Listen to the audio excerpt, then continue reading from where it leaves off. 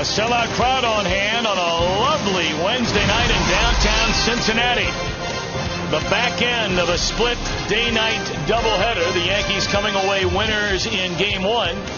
And the Reds have Jonny Cueto on the mound in Game 2, trying to get a win in this 3-game series. And a pleasant good evening, everybody. Alongside Chris Welsh, I'm Tom Brenneman. Welcome, as always, to Reds Baseball here on Fox Sports Ohio. And, Chris, if there's ever a time where the Reds need their man on the mound to step up and deliver, tonight is the night. Well, he is the man. You know that. Jonny Cueto has fit himself very nicely into the very top of the rotation. He's a guy that has learned how to pitch. Of course, he still is armed with an overpowering fastball. He can throw that two-seamer up there about 95 miles an hour when he needs it. But Jonny Cueto's got to make sure that he doesn't feel like his backup is against the wall and he has to throw a shutout, because the Reds have recently wasted a lot of pretty good pitching performances. But Cueto's got to go out and relax, pitch his own ball game. If he does that, even with a high-powered, potent offense like the New York Yankees, Johnny will just be fine. Take a look at the National League Central Division standings after some early play today, presented by Honda. Milwaukee loses to David Price and the Rays 6-3. Phillies have Cliff Lee on the mound later tonight in St. Louis. So the Reds are 2.5 back going into play tonight and hoping to make up a little bit of ground by getting the win. When we return, we'll talk more about Cueto and tell you just how good he's been since coming off the disabled list. You're watching Reds Baseball on Fox Sports Ohio.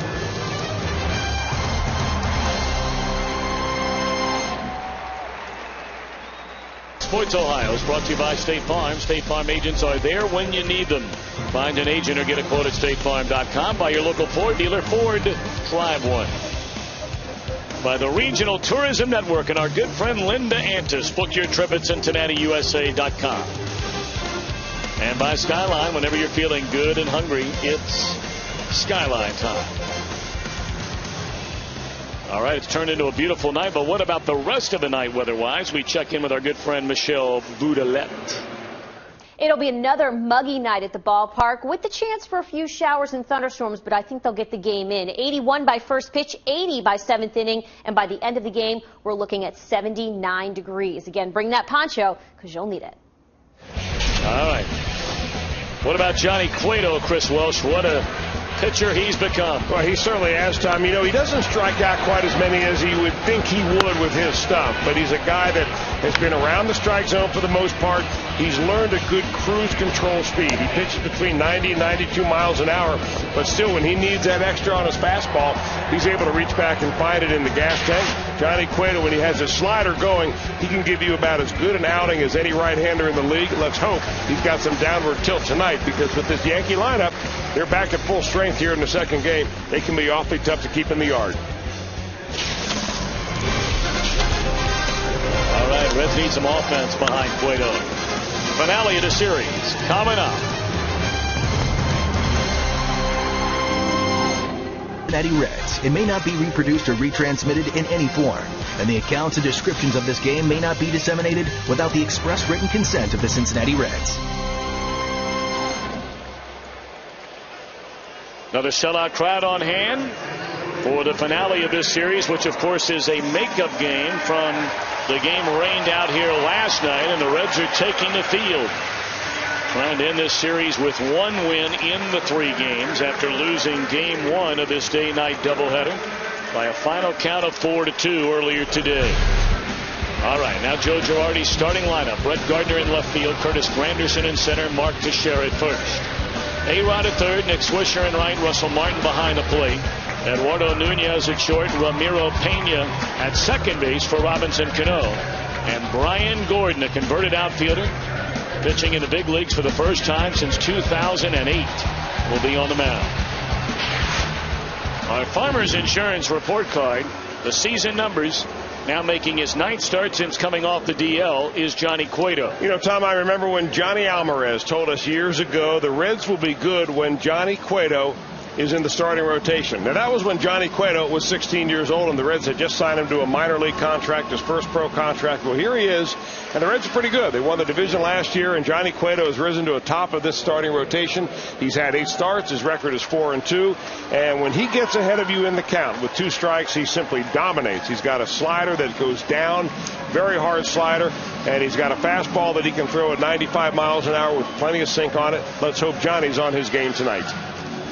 Johnny be good indeed. Reds need a win. Brett Gardner does not start the game 2 nights ago. He started game 1 in left, went 1 for 4 at an infield hit, and scored the first Yankee run in the 3rd inning against Mike Leake. In game 1, Freddie Garcia, 7 strong frames. The Yankees got excellent bullpen work from Robertson and Rivera. In a 4-2 win, the Reds limited to just 4 base hits. Gardner digging in. First pitch is low, and we are underway. DJ Rayburn behind the plate. Jim McClellan at first base. Marvin Hudson at second base. And here's a 1-0 delivery, and it's in there, a strike, 1-1, and Lance Barrett, the umpire, down at third.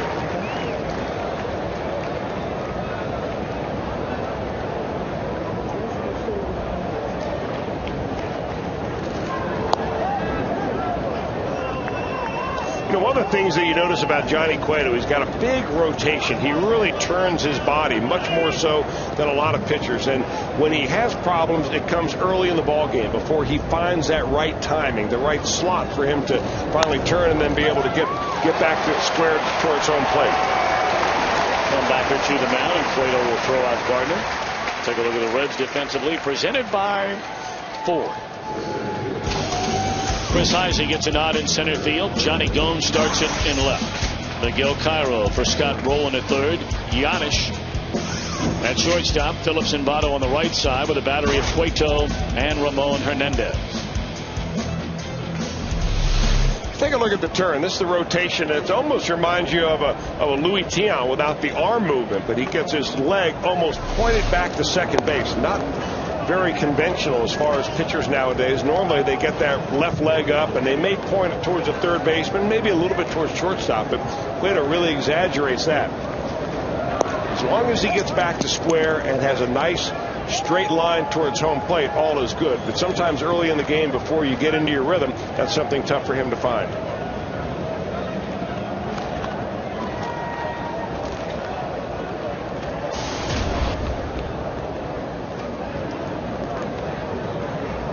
Two and 0 on Curtis Granderson, and it's up and away. 3 balls and no strikes. Well, the Reds have really handled Curtis Granderson mainly because they've been able to get ahead of him and use a lot of off-speed stuff. He's a guy that loves to hit the fastball, and he can turn on one in the mid-90s. 3-1. 280 batting average for Granderson, having the best start to any season of what has been a very fine major league career. He has 21 home runs, tied for the most in the big leagues, and 54 knocked in, and now it's a 3-2 count.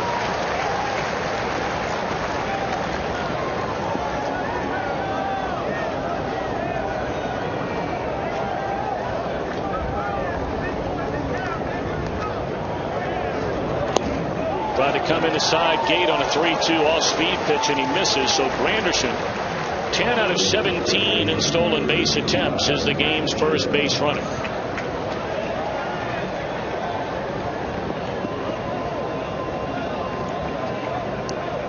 Talked about Granderson sharing the major league lead with 21 home runs. And he shares that number with the man who comes up now, Mark Teixeira.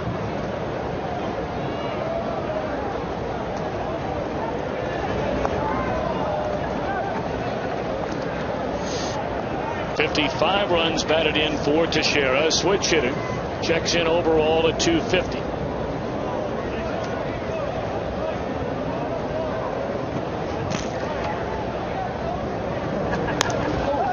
Straight up in the air.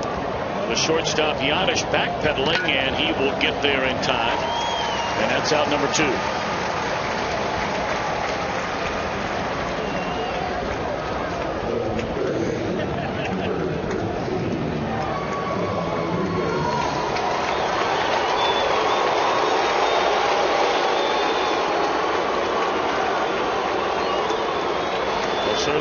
lightning rod for fans all over baseball. Some absolutely love him. Some would go the other way. Alex Rodriguez. 13 home runs, 44 runs batted in. We talked about it 2 nights ago. Rodriguez continues to deny a report that comes out of the Yankee clubhouse that he has been nursing a very sore left shoulder for better than a month. But he continues to play virtually every day. Now, he did not play game 1 of a doubleheader, but he is in there here in the nightcap.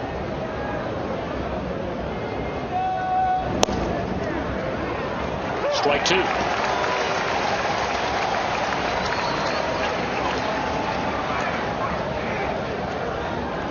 Of course, Rodriguez already a member of the 600 home run club, with a legitimate chance, if he continues to go even on the pace that he's going now, to get up over 700 and make a legitimate run at the all-time home run record, and closing in on 1,900 career runs batted in.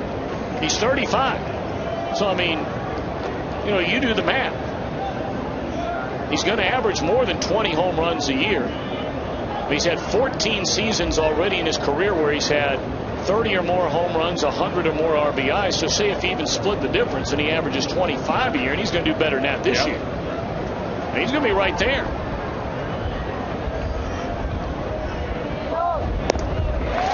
And that's strike 3. Good morning, good afternoon, and good night, A-Rod.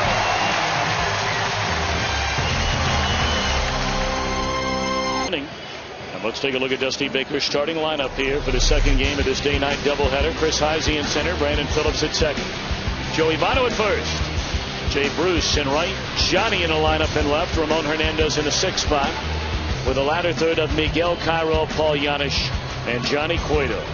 Told the story, Brian Gordon, originally an outfielder in the Rangers organization, was converted to a pitcher in 2007 and was pitching just recently, Chris, in the Phillies minor league system at their AAA club. And he was having a pretty good run at it, and that's what enabled the New York Yankees to take a good look at him. He had an out in his contract with the Philadelphia Phillies in the minor league system that said, if another team came to you, Brian, and wants to put you in the big leagues, we will release you from your contract in the minor leagues. And here he is pitching for the New York Yankees. A native of West Point, New York, right up the Hudson River from New York City.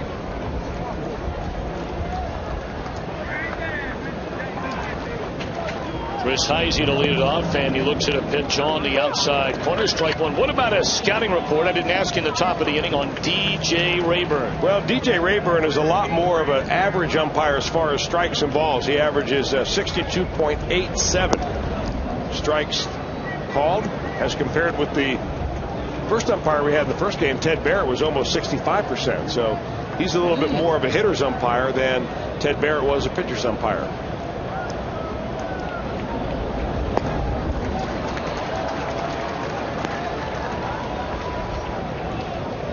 Heisey at 260. He's hit less than 200 in his starts. He's batted over 350 coming off the bench. 1-2 the count on Heisey. And he takes just under the knees. 2 balls and 2 strikes. You know, for Chris Heisey, it's all about figuring out how to hit his pitch and fighting off the pitches he can't hit. He has a very difficult time with low and outside breaking balls, but he's very quick on an inside fastball. And when you come off the bench as a pinch hitter, you see a lot of fastballs early on. But when you're an everyday player, pitchers are going to work you differently. They're going to throw you a whole bunch of different pitches, including that breaking ball, and he's going to have to show them that he can hit that before they go to something else. There's another breaking ball, a 2-2 pitch, and Heisey lays off of it to run the count full.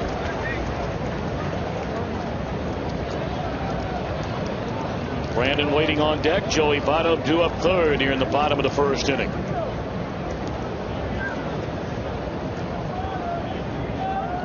And now the payoff pitch. Swung on and fouled out of play. Well, we've seen just about every different type of pitch that Brian Gordon has. He's not overpowering. He mainly throws a 2-seam fastball, has a nice curveball that'll throw a lot to right-handers, an occasional cutter, and a changeup mostly to left-handers. But he's a pitchability kind of guy, not overpowering, but a guy that has worked his way to be a big league pitcher. In the air, deep left field, and the Reds have taken a 1-0 lead.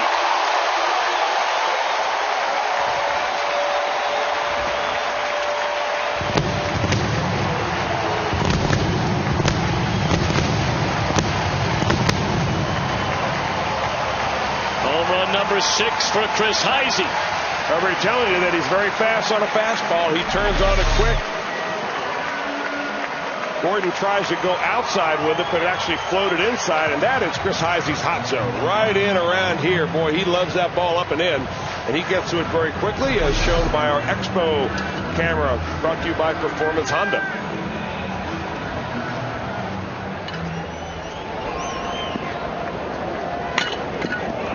First lead of the series for the Reds.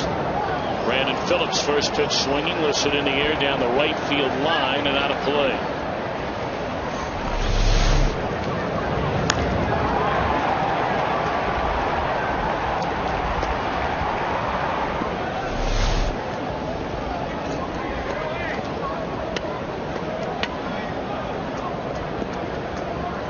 Brandon at 282 has 5 home runs and 36 runs batted in. He had 2 hits in the game earlier today, and he had 2 hits in the first game of this Yankees series. That's the thing about Phillips. And granted, the Reds, it's only been really the last year plus year and a half where they've played quote unquote big games, you know, going into series where they were a contending team against other teams that are contending teams. But it seems like whenever the big games come around, Phillips always shows up. Been on base 4 times in the first 2 games of this series, and no other Red comes close to being able to say that. 1-2 to Phillips.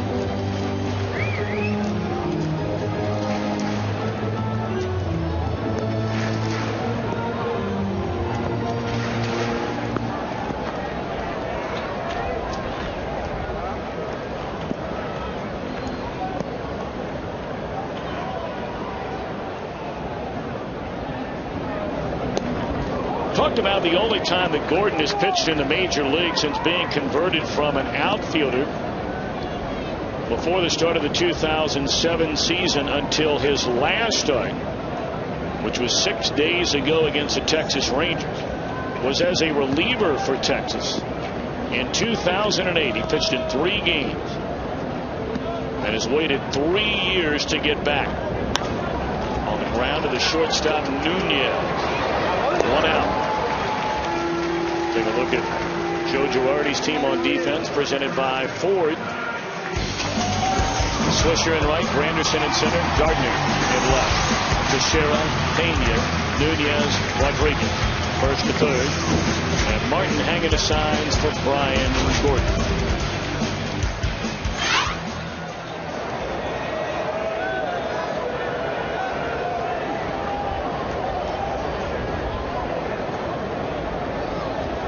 One in, 1 out, nobody on for Joey Votto. Votto at 329 home runs and 43 knocked in. Votto does not have a hit in the series.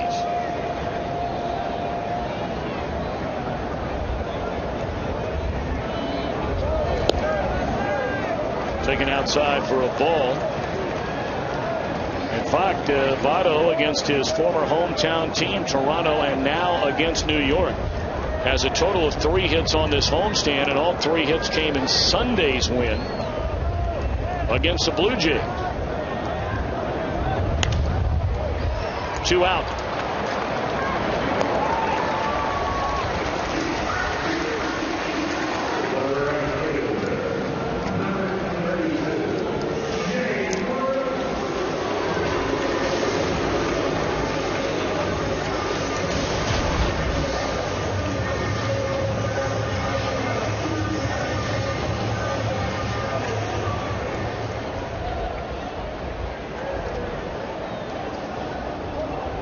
Bruce has 1 hit so far in the first 2 games of this series, and that was a 1-out double into right center field in the 6th inning when the Reds were down 4-2. Very next batter, Scott Rowland lined out to left field, and Bruce was doubled up to end the inning at second base. 1-1 to Jay Bruce.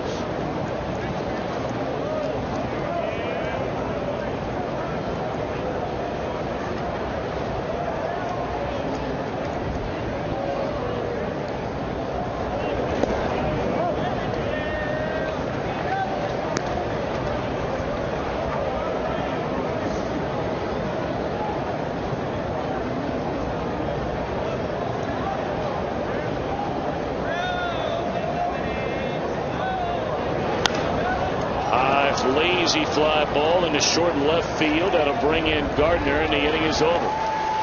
But the Reds first starts with a bang, a home run from Heisey in a 1-0 lead. For serious injuries, call 1-800-OHIO. What about it, Chris? Schedule an interleague coming up for the Redlegs. Well, they've got the Baltimore Orioles coming up after an off day tomorrow. The Reds will leave tomorrow afternoon, get to Baltimore at a good hour. So they will have the weekend at Camden Yard, and then they will head from there on Sunday night down to St. Petersburg, Florida, to play the Tampa Bay Rays in 3 before they come back after an off day and host still yet another interleague game, the last, and that will be against the Cleveland Indians, to whom they are 0-3 again so far this season. Time to turn things around from the interleague standpoint in Dusty Baker's eyes. First pitch swinging, fly ball into left field, and that is out of here off the bat of Nick Swisher. 1-1 game.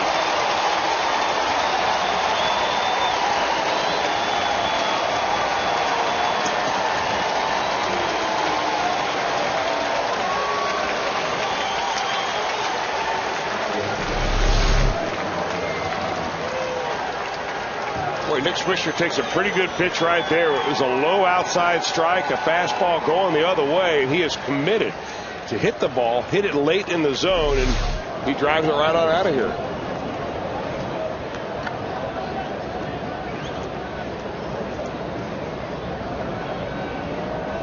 Home run number 8 for Nick Swisher. He now has 35 runs batted in. We talked about what a bubbly personality Nick Swisher has, and once he gets into that dugout, he doesn't mind having a little fun with some of his Yankee teammates.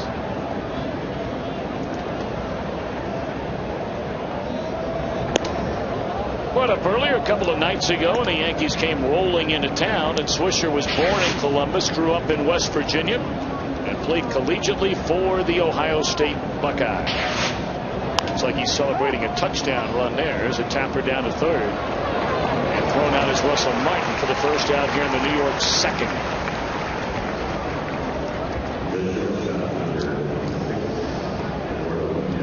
Sellout crowd, nice night. We're hoping that some of the bad weather that was making its way again from the southwest is perhaps just going to pass to our west and a little bit to the north. We'll keep you posted and keep our fingers crossed. And Chris, you are always on the horn, dialed into, more or less a lot of weather watchers, for lack of a better term, you have in and around the Cincinnati and northern Kentucky and, of course, eastern Indiana area. And you said there's rain out at Clovernook right now. Yeah, I've got my good buddy Weedy out there that had to. Who? Weedy had to find some shelter out of Clovernook. Lightning and thunder and all sorts of hard rain coming down. There's Declan Mullen, the resident weatherman here at Great America Ballpark. Yep, director of stadium ops. He's all over it 24/7. That's why he wears those shades. Rarely ever sleeps. Needs a little sun. But he is hardcore. He's the man around the ballpark. The man.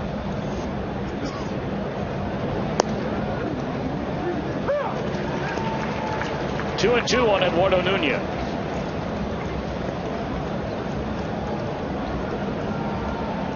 Did you say that buddy of yours name is Weedy? Yeah. Like the Wheaties cereal, or like? Well, like short for Wiedemann.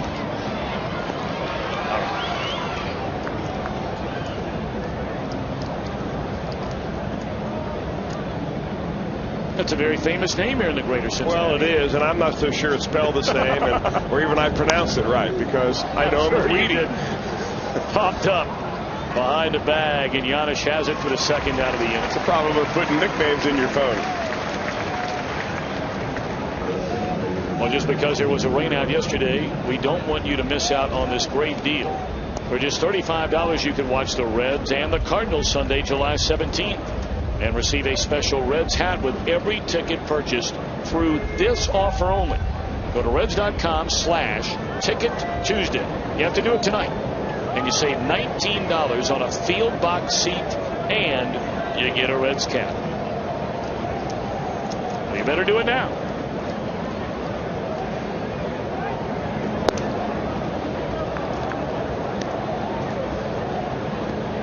Game-tying home run started this New York Yankees second inning off the bat of Nick Swisher. Cueto comes back to retire Martin and Nunez, now trying to do the same to Ramiro Pena, who starts at second base for Robinson Cano.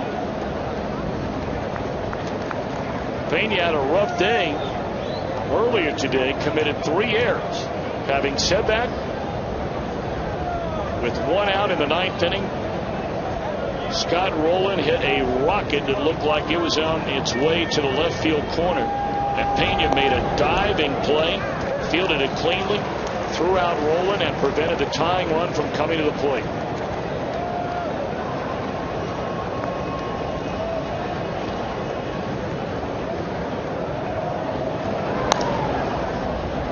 Byro to the glove side, inning over, but Swisher ties the game with an opposite field home run. 1-1 after an inning and a half. Larry Bunkelman of Covington, Kentucky, who currently drives a 2005 Highlander, will win the beautiful new Tundra on display each and every night at Great American Ballpark. And you can register for your chance to win at an upcoming game by stopping by your Cincinnati and Northern Kentucky Toyota dealer. So 1-1 game. Reds coming to bat here in the bottom of the second inning against Brian Gordon. It'll be Jonny Gomes, Ramon Hernandez, and Miguel Cairo.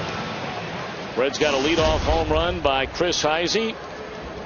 Nick Swisher led off the Yankees' second inning with a game-tying homer.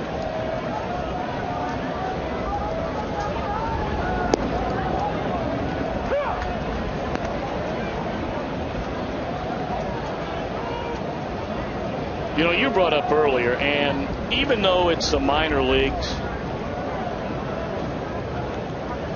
the 2 numbers that absolutely jump off the chart when you look at Brian Gordon, and you touched upon him earlier, but I mean,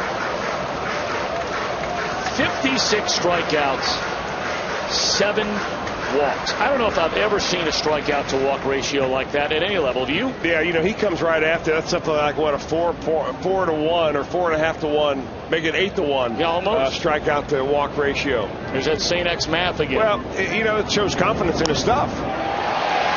That one is launched into left field. Johnny plays long ball. An upper decker.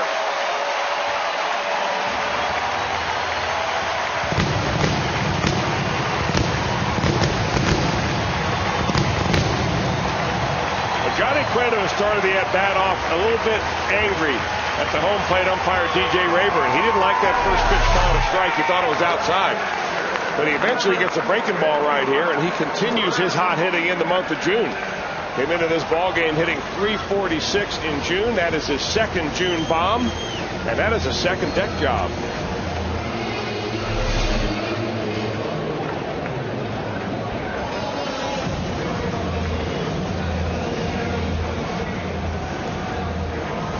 Man, his hair has grown back quickly, hasn't it? It doesn't seem like that long ago where he shaved that thing completely down. Is that a hair or is that a pelt?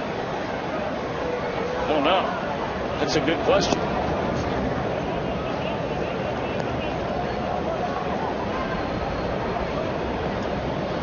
Whatever it is, it's working. As you said, he's swinging the bat a lot better this month than he has really any time outside the first 2-3 weeks of the year.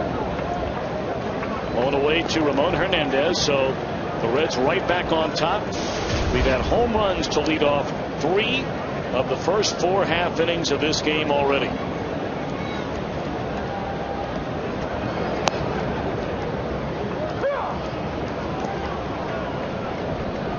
Apparently Ramon Hernandez didn't think much of that 2-0 call.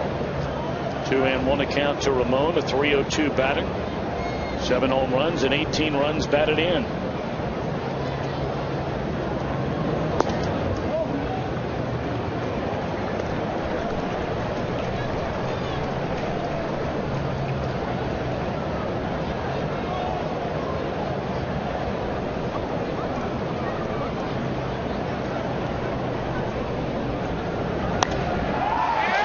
Center field, a base hit. It's already the 3rd hit of the game for the Reds, and we're only 1 inning and 2 batters into the game. They look completely different at the plate in this ball game than they did in the afternoon game against Freddie Garcia. Freddie Garcia gave them a steady diet of off-speed pitches, splitters and change-ups and real slow curveballs, and a little more conventional is Brian Gordon.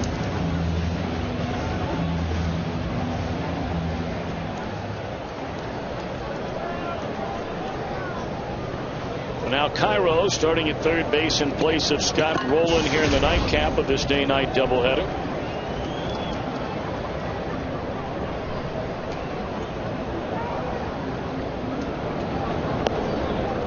Strike one.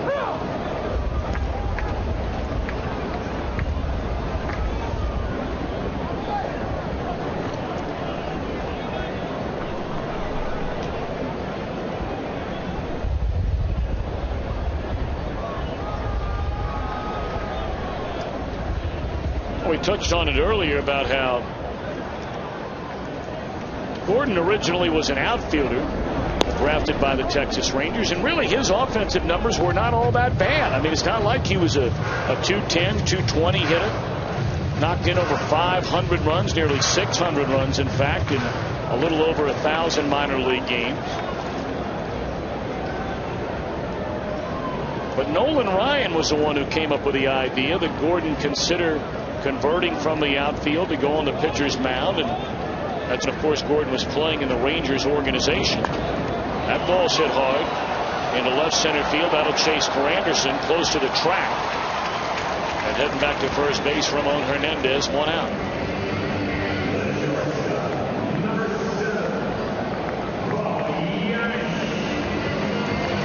Chris, I'm curious to hear what you think about a guy converting as a position player into a pitcher. What do you think is the hardest thing to do in making that conversion? What's the hardest part about it? I would imagine, Tom, that it would be getting confidence in your secondary pitches, because you wouldn't convert a guy from a position player to a pitcher if he didn't have the arm to do it. Most of the time you see those guys who convert are relievers. They come in a middle relief, they throw hard, and they may have one very hard breaking pitch. Jason Bach, a great example right there. Great example. He's a reliever for the St. Louis Cardinals. Throws very hard as a hard breaking ball. But the hardest thing for a guy is to learn how to throw slow, how to take speed off the ball, throw changeups and curveballs, and that's the transition. Paul Giannis takes inside. Probably the best position player to convert into a pitcher in about the last 30 years would be Joe Nathan. Yep. Nathan, a former infielder with the San Francisco Giants, made the conversion after nearly quitting baseball. And of course, before an injury this year, he was among the best relievers in the game for over a decade. There's one, and not in time to turn the double play on Giannis. Sometimes you're happy you don't hit the ball very hard. That ball was all over the thumbs of Paul Giannis. And they've got to go all the way around the horn to be able to complete the double play. The ball just gets right in on his thumbs, and Alex Rodriguez kind of waits for that ball to get to him, and that may have cost them the double play.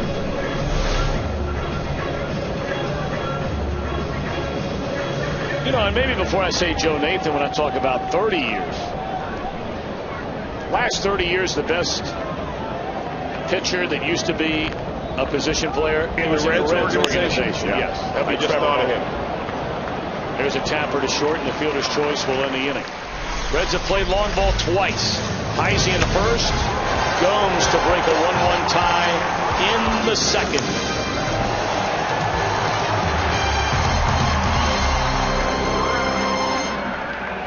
Weekend Laura Ziskin. Laura was a prolific film producer, studio executive. She produced many great films, including Pretty Woman, As Good as It Gets, and the Spider-Man movies. She battled breast cancer for 7 years, was a co-founder of Stand Up to Cancer, an organization that Fox Sports and MLB proudly support. Our thoughts and prayers to all the friends and family of Laura Ziskin.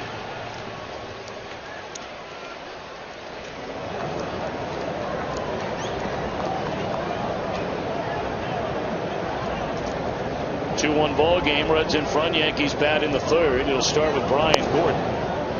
And you got to figure he's no easy out. I would imagine. Throws right, hits left. Pretty good combination.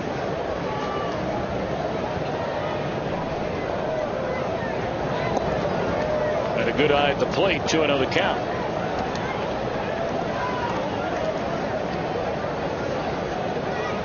And over 3,800 career at bats. He was a .275 batter, had up over 200 doubles, nearly 70 triples, hit 119 career home runs in the minor leagues. And we mentioned knocked in nearly 600 runs. So, I mean, this guy wasn't some stiff. He could swing the bat a little bit.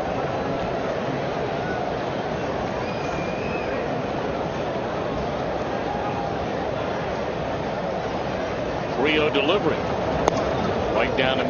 Whoa, that looked like a strike. Cueto thought it was a strike. That's a 4-pitch walk to the opposing pitcher. What does our box track say? It's a strike on a 3-0 pitch. They did play. You gotta get ready as soon as that come up.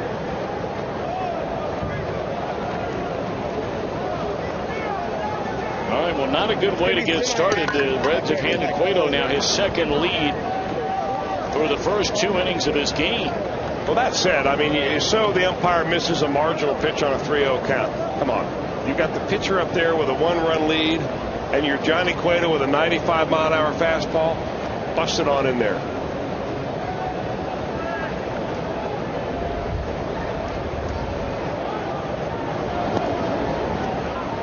Falling behind, ball 1 to Brett Gardner. Gardner bounced out to Cueto, leading off the ball game. Yankees come in at 43 up, 29 down. They've already gained a full game on division-leading Boston in the American League East. So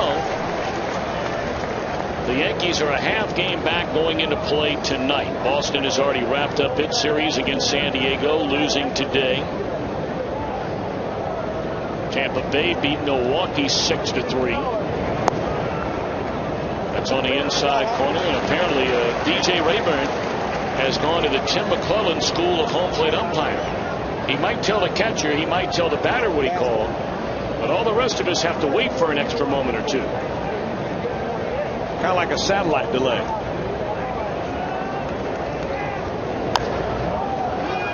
Cueto gets to it quickly, and you better with Gardner running up that line. On the second base goes Gordon. 1 out in the inning.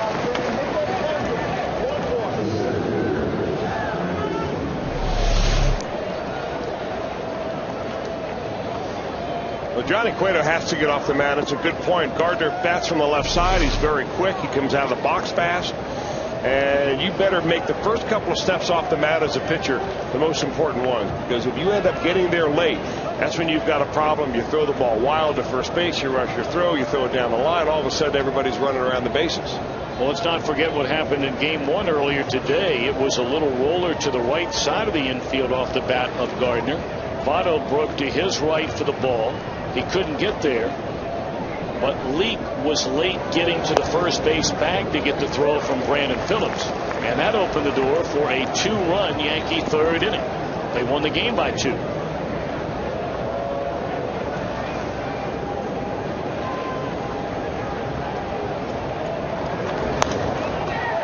Fly ball into left field. This one playable for Jonny Gomes, and they're 2 men out.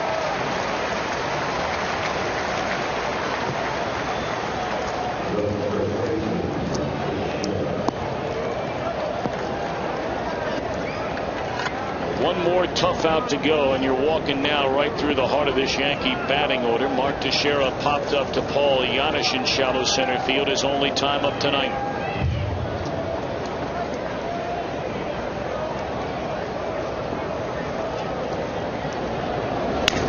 Broken back, inning over.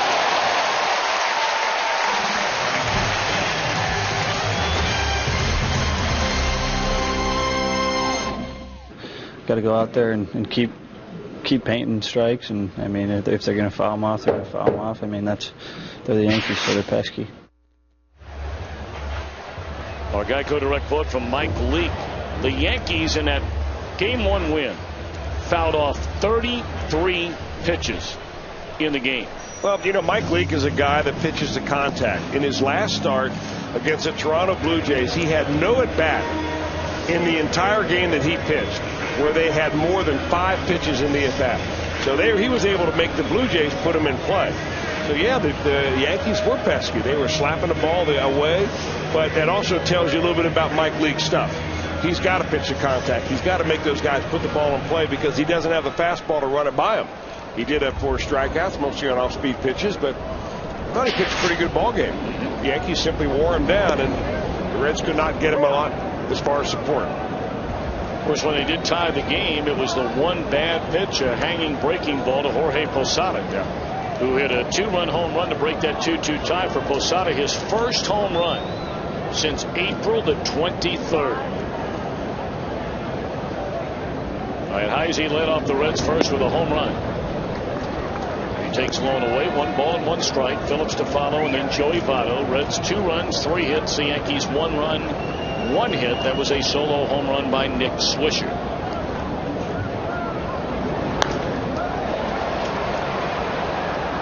One out.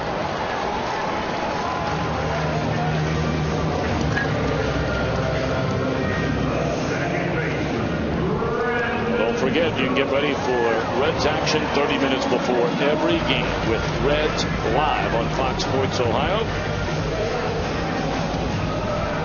Jim Day and Jeff Pecoro will come your way.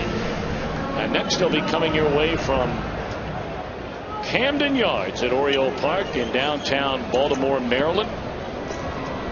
Reds and the Orioles will tee them up on Friday night.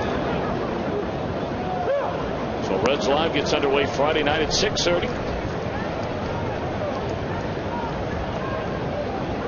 The first pitch on Friday is at 7:05. 8 games Friday and Saturday, a 1:35 tilt on Sunday. And as Chris brought up earlier, Reds on their way to your old stomping ground. You called it home down there in the Tampa Bay area, Chris, for many years. You were up down the road a little ways in Brayton.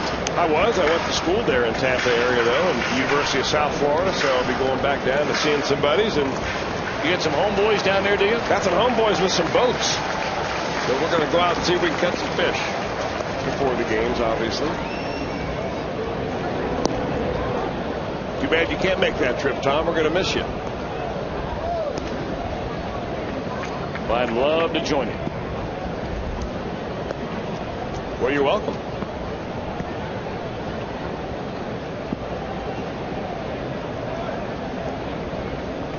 One and 2 the count, and it's taken outside to Phillips.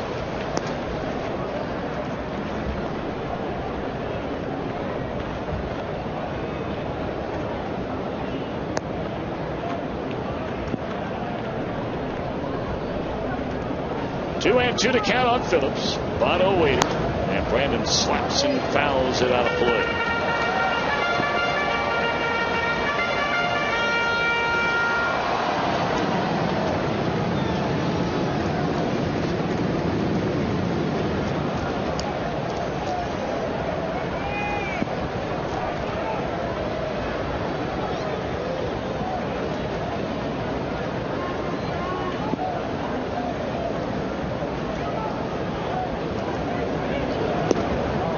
Just off the outside corner, 3 and 2 to Phillips.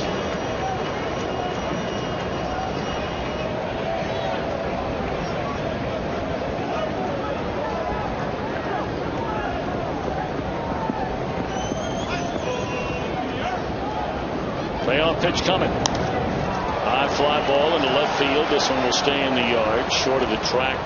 It's Gardner for out number 2.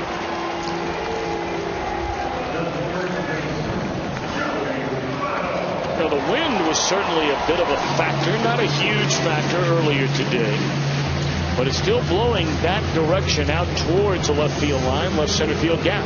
It's blowing very sharp, very hard right now, actually, Tom. And the prevailing wind here at Great American Ballpark blows from the west right down the river, or up the river, I should say, and it really helped those balls in the gaps. But you still have to hit it.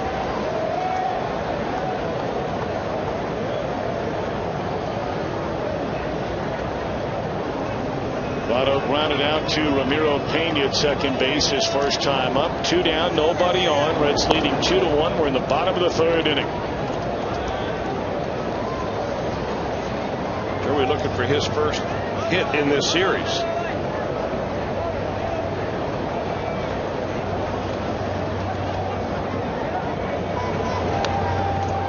A good pitch to hit right there and fouls it straight back and out of play. Yeah, he's a little angry with himself. You see that little reaction right away, the quick swing. He got a hanging breaking ball right there that when he is seeing the ball right, he just punishes. A little bit of a loop in a swing right there and got under it. Gordon ahead in the count at 1 ball and 2 strikes on Votto, and now they set up in and miss in.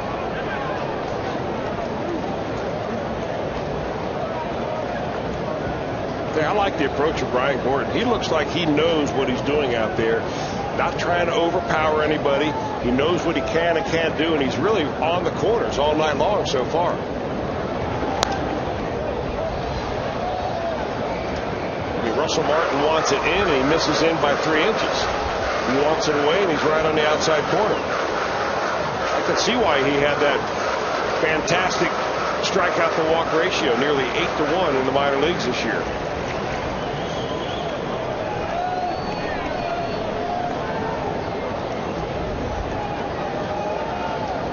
Another 2-2 pitch coming to Votto, and that one's in the air. Got just enough in on it.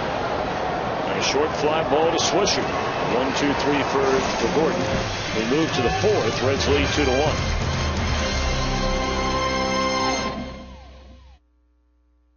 2-1. Restaurants, schools, retailers, and our military around the world. JTM Food Group. By your Cincinnati and Northern Kentucky Toyota dealers. By Geico, 15 minutes could save you 15% or more on car insurance. Visit geico.com or call 1-800-947-AUTO. And by Blue Rhino. Visit bluerhino.com for a propane tank near you. Downtown Cincinnati on a lovely summer night. Temperatures extremely comfortable. In the upper 70s at game time. Nice breeze. And knock on wood, no rain. Alex Rodriguez struck out on 3 pitches his first time up. And you thought he might have had a hard time seeing the baseball in that first inning when the sun was shining. Yeah, we had a little bit of a window there when the sun was shining. And this time at night, Tom, when it does shine, it shines right on the batter's eye. And it gives the hitter a very tough reflection in the background. He took 2 fastballs and had a bad swing and a slider and didn't like that at bat one bit. Slow roller. Cairo steps in front of Yadish and throws out Rodriguez. 1 away. All right, Chris, how about our AT&T trivia question? You've been on a real roll. Well, we had a good one in the first game, and we'll see what this one's all about. Who was the last Reds draft pick to win a batting title? Good question. Reds draft pick to win a batting title. That is a good question. That's a really good question.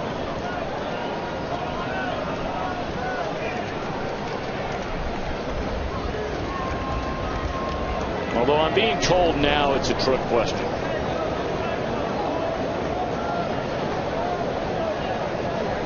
And only a trick question in that he did not win the batting title as a Red. He was drafted by the Reds but didn't win the batting title as a Red. So that's your only hint. That question went from Major League to Minor League. Swisher homer to the seats in left field leading off the 2nd inning.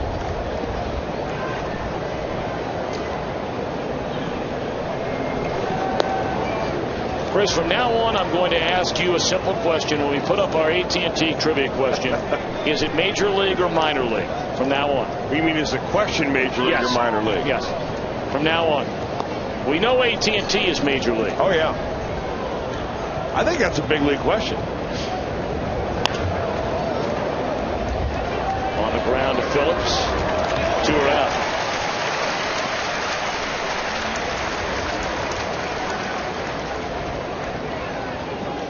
I know one thing. It's got to be difficult every night to come up with a big league trivia question. I agree. And I know for a fact that Lauren White would love to enlist your help on a regular basis. I knew that was coming. To come up with some big league questions. So, Tom, there is the line drawn in the sand. Why don't you help out Lauren from here on out? I'm going to go lay on the sand on the other side of that line, if you don't mind. Just chill out. No, Lauren does a great job. You're right. It's not easy. Finding a question for 100 and what are we doing? 145 games a year now? We do. Of course, you're not on nearly that many times, but How about just for your games? She would take that help.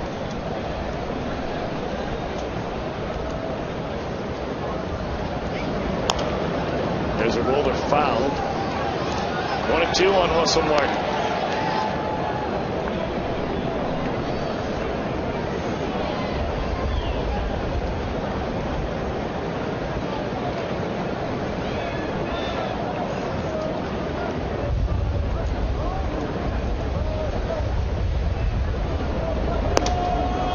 That'll get your attention. That backs Martin off the plate a little bit. 2 balls and 2 strikes. Cueto has become such an aggressive pitcher, a much smarter pitcher, and naturally those things come with age. They come with experience. They come with repetition. Doubles up on that fastball inside. That one in 95 and didn't miss by much. Well, he's always been aggressive, Jonny Cueto has. In fact, he's always, since he broke into the league and began to pitch full time, been among the league leaders every year in hit batters. And that's not because he's a headhunter or he has bad control, but he will pitch inside. 3-2 now on Martin. They've gotten away with one there. Popped up to the right side. It's an out. And Cueto mows him down quickly. In order. He's retired the last 6.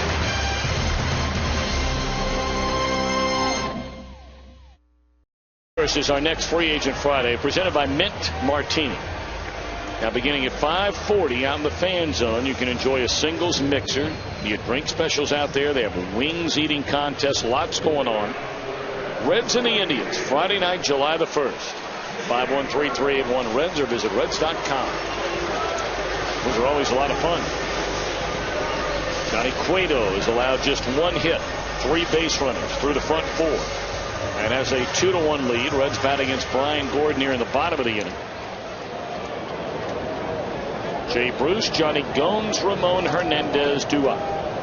Bruce flying out to short right field. Left field, I beg your pardon, his first time up.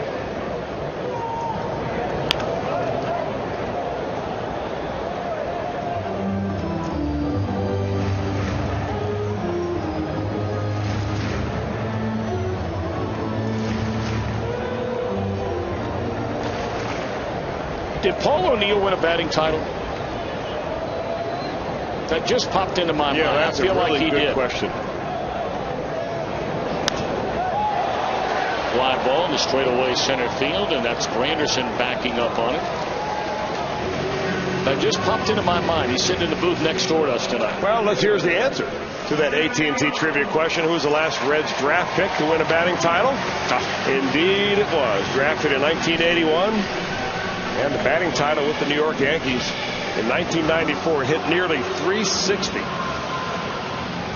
I'm going to tell you what, boy. I know a lot of people did not get a chance to watch O'Neill as often when he left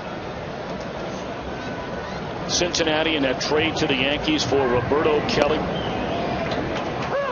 I mean, O'Neill is as popular a player as there is anywhere among Yankee fans. I'll never forget his final game in that World Series of 2001 against the Arizona Diamondbacks, when in Game 6 or Game 5, I beg your pardon, when O'Neill came to the plate, and that was going to be the last game of that World Series at Yankee Stadium because Arizona had the home field advantage in that World Series.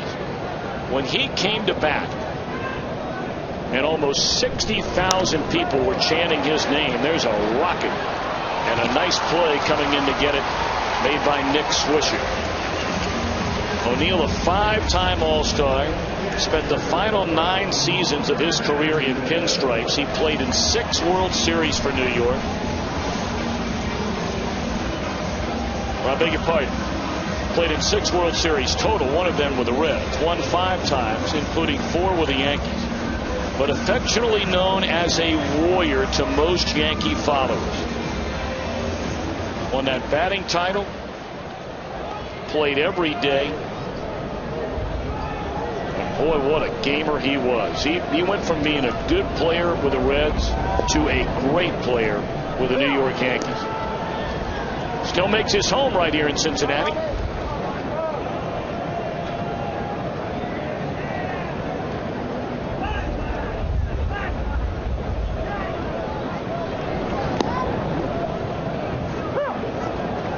You look at Paul O'Neill even now, and I mean, he looks like he could play any sport professionally. He's in unbelievable physical condition. Of course, he's one of the owners, along with the great soccer player, women's soccer player, Heather Mitz, of D1, that athletic facility.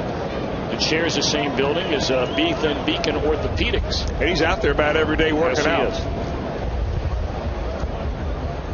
Turned himself into a pretty fine golfer as well. Great tennis player, basketball player. I mean, he can do everything.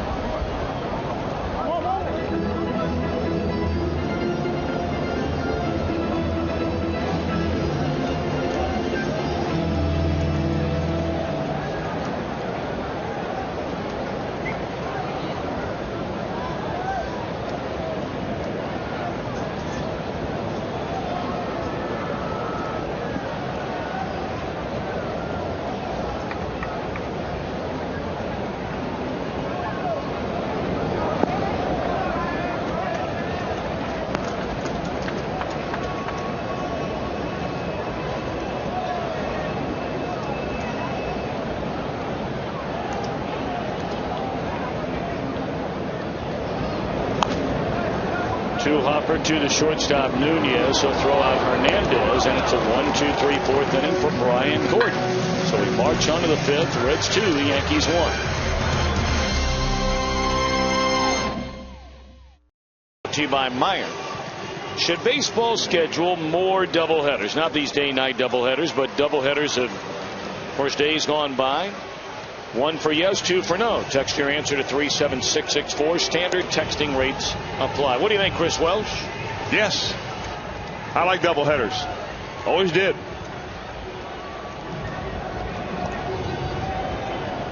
How about you, Tom? You know, I wouldn't mind it. Now, do you like the I understand why baseball doesn't do it, because of the gate. We all understand that. That's the reason at the end of the day. The one thing it would do, it would give teams more off days.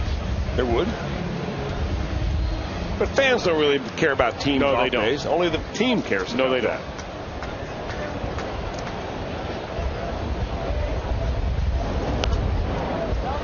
But if they design doubleheaders to be day-night doubleheaders like this, where you actually have 2 different gates and 2 different completely games, not real doubleheaders, then they could still have the gate of 2 games in one day. Yep.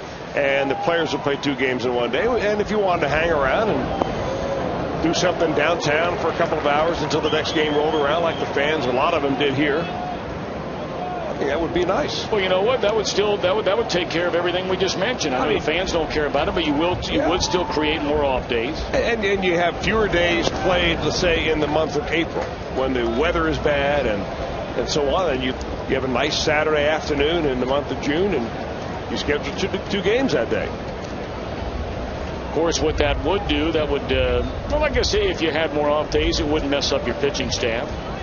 You know, if you're playing 2 games in one day, whether they be an old-fashioned doubleheader or the day-night version, you're having 2 starting pitchers used on the same days. A lot of people say yes to this question. But you can certainly understand, I can understand anyway, why they don't. I mean, look, the people that buy these baseball teams, they have a lot of money, yeah, but they're also trying to make money. And most of them, not all of them, most of them are putting all the money back in the team. The owner here in Cincinnati, they're putting it back in the team. Yeah. And the more gates, the more people, the more money they make, the higher the payroll goes. So you see both sides of it.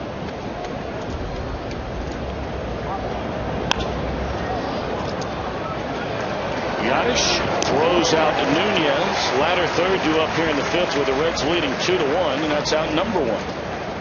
Well, Johnny's got his good fastball tonight. He's averaging over 93 miles an hour for it. That last one at 95, and he doesn't really look like he expends a lot of energy on every one pitch. He gets a nice hip turn, stays over the rubber a long time, and just use those strong legs of him to drive his body to the plate.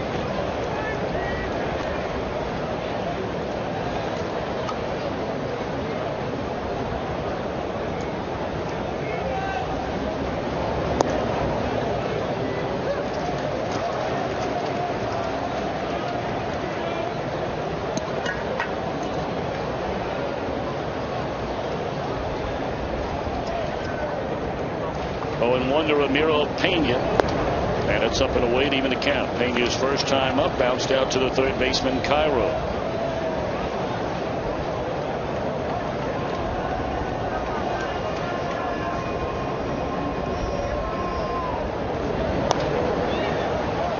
Weekly popped up in the foul ground to Cairo, and there are 2 outs here in the 5th inning. You know, we've noticed Johnny Cueto's big rotation with his body. He almost turns like Louis Tiant. We're going to take a look. Over here is last year. This is 2010. Right over here, and then this is this year. And you notice his leg this year is pointed almost all the way back to second base, and he doesn't rotate nearly as much last year as he does this year. As long as you get to the same slot, stay strong over the rubber, have a good direction towards home plate, it's okay. But sometimes you'll rotate so much, you'll over-rotate, and have a hard time with your control getting back to the exact spot that you want to release that baseball.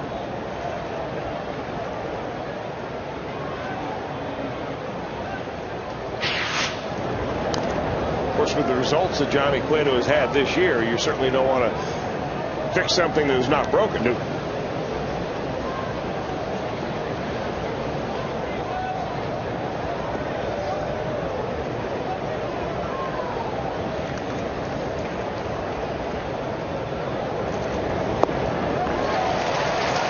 The pitcher the last time up. No fooling around this time.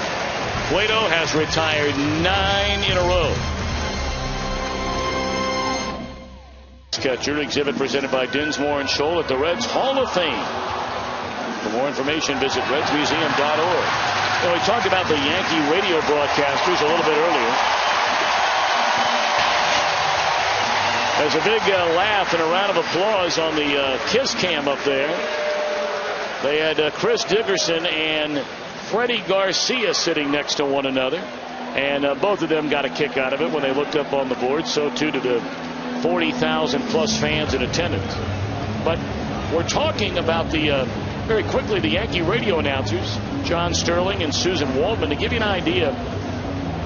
In between games of the doubleheader, you're talking about killing a little bit of time. Yeah. They went over and walked through the Reds Hall of Fame and Museum. And they came back and they just could not stop talking about it. What a spectacular venue it is. There you see John Sterling. The always debonair radio voice. Well, he is just dressed to the max every day, is he not? Every day.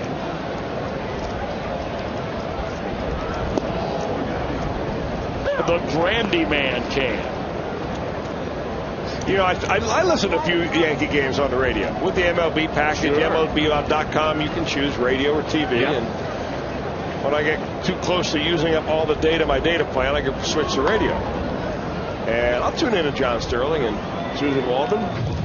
It's an entertaining broadcast. There's no doubt about it. And there's no reason why. Now I understand why Christian Roberts is such a huge fan of theirs. You know, the critics are everywhere out there, and critic, of course, is short for critical. So, you know, a lot of times in New York, they get on John pretty good. But I'm with you all the way. I mean, I find it to be a very entertaining radio broadcast. I do too. Now, what were you referring to, the Grandy Man? When Curtis Granderson will hit a home run, John Sterling will break in two, and the Grandy Man can. It's very theatrical. Yeah. Swung on and missed by Cairo. One out here in the Reds' 5th inning. And of course, when Rodriguez hits a home run, it's an A-bomb for A-Rod. And every time they win a game, and unfortunately he has said it twice in this series, Yankees win. Yankees win. The Yankees win. Ooh, you've been rehearsing. I really enjoy it. I mean, in a day and age where everything is X's and O's and balls and strikes, and I mean, look, there's a little showbiz in that radio booth, and I find them to be very entertaining. That's what Christian Roberts has tried to bring to our telecast, and obviously has failed miserably. 1-0 the count. There's a line drive into center, and that's a base hit for Paul Yanni.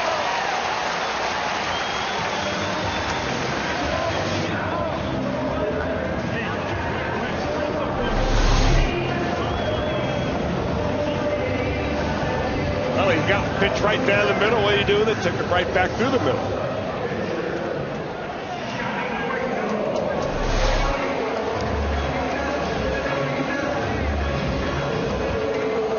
tight ball game here. Reds in front 2-1 in the bottom of the 5th. Well, they're expecting a bunt out of Jonny Cueto because Alex Rodriguez is just about close enough to be able to smell Jonny Cueto's breath down there at third base.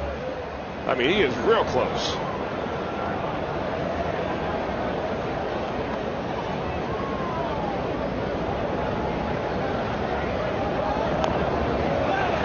There's a roller foul at the first base line. I don't think I've ever seen a third baseman as close as Rodriguez was by the time the bat made contact with the ball on that bunt attempt. The only one would come close. He's setting up pretty close, but it does remind me of what a former Red did to the Yankees back in the World Series. What was that, 1977? 76. Pete Rose trying to take a bunt away from Mickey Rivers. I mean, he was real close. And A-Rod is starting close and charging.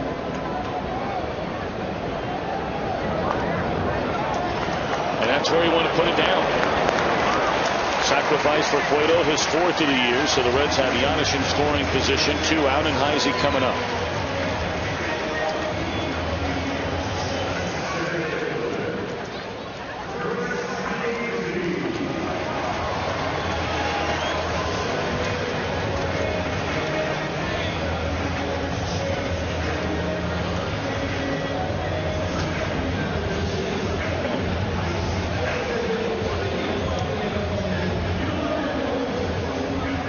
Heisey homered leading off the Reds' first inning to the seats in left field.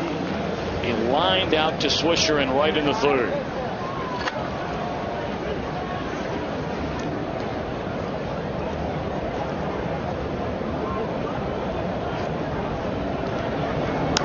That ball is clobbered into left field by Heisey, and he is homered again.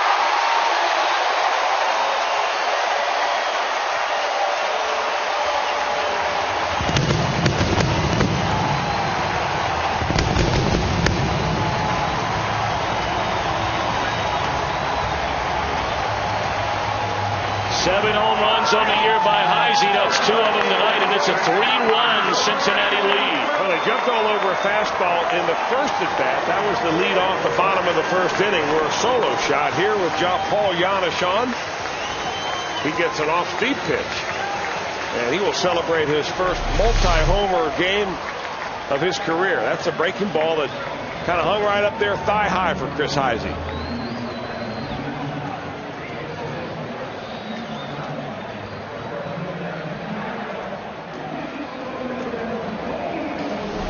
For the 2nd time tonight, Chris Heisey is safe at home. He is safe and secure, Christopher. New York life.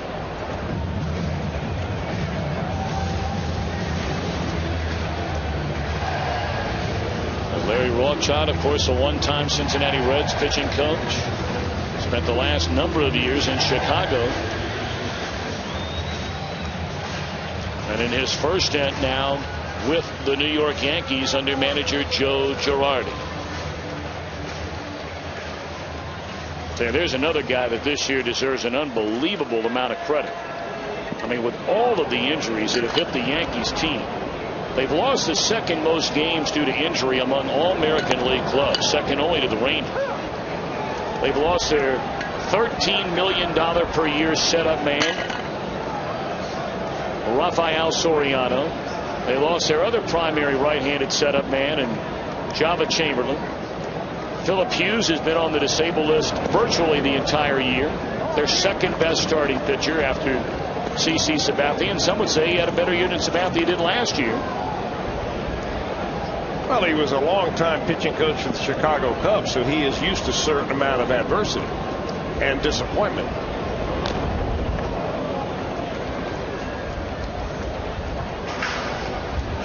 He had to navigate the waters of what's going on with Carlos Zambrano alone the last couple of years. Well, you're not kidding about that. But Rothschild was here when Zambrano came back and righted the ship, if you will, over the last couple of months of last year.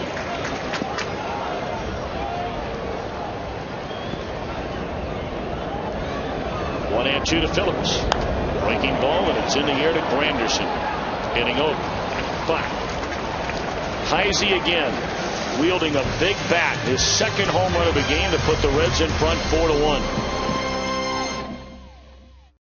going head-to-head to determine which is the most memorable. And you can go to MLB.com/moments and vote now for your favorite. And, of course, the 2011 All-Star Game from Phoenix, Arizona is Tuesday, July the 12th, 8 Eastern, 5 Pacific on Fox.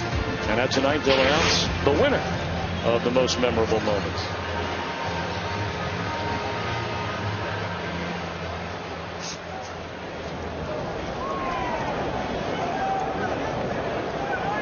It's been a memorable night for that young man. The first time in Chris Heisey's very young major league career. He's clubbed 2 or more home runs in a game. This becomes a very important inning now for Johnny Cueto. You have a top of the order coming up. If he can find a way to sail through Gardner, Granderson, and Teixeira, you wouldn't have to worry about those guys until, of course, much later in this game. And that's in there, a strike. It's 1-1 on Gardner. Cueto's retired 9 in a row, 12 of the last 13. He's only allowed 3 base runners all night, and the lone hit was a Swisher home run in the second inning. And strike 2 on the inside edge to Gardner.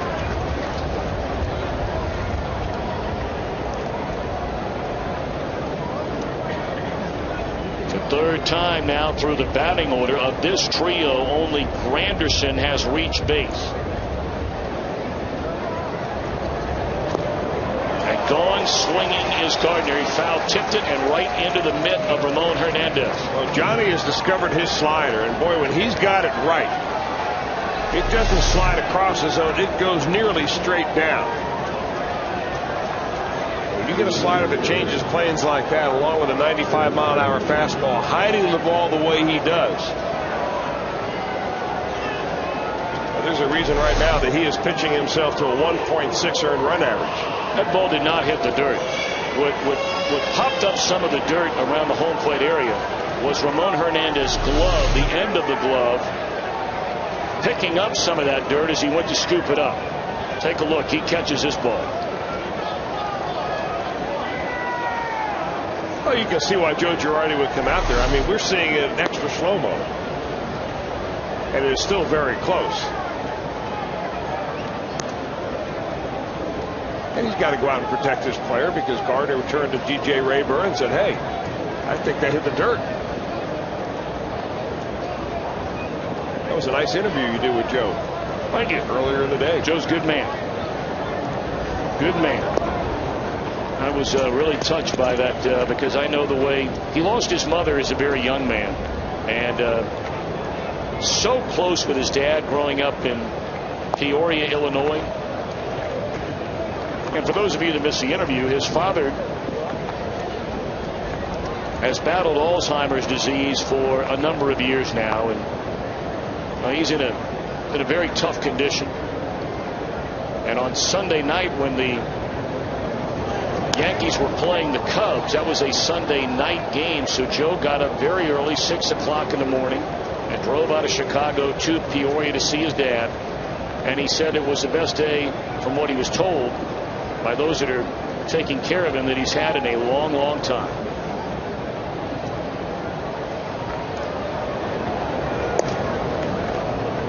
Three and one now on Granderson with 1 out here in the 6th inning. Hey, Reds fans, if you're in the restaurant industry, let JTM Food Group help you with great tasting products for your menu, inspired solutions, and better results. JTM.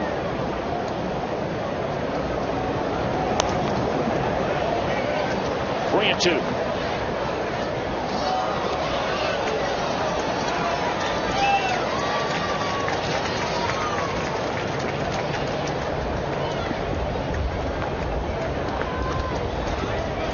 Granderson has walked and flied out to left field, and now a payoff pitch coming from Cueto to Granderson. Here it is. Struck him out, and Granderson knew it. Wow. Well, early in the ball game, Johnny Cueto was primarily going with the fastball, occasional slider, but now he's using also the changeup. And he gets Granderson just kind of frozen right there. Actually, that's a slider, and it's a backup slider. He's lucky he got away with that, but it was sometimes you hang it up there so much that it looks like something other than it is, and it fools the hitter. Now Teixeira, the Reds put the big shift on him. He is popped to short and lined out softly on a broken bat to Joey Votto.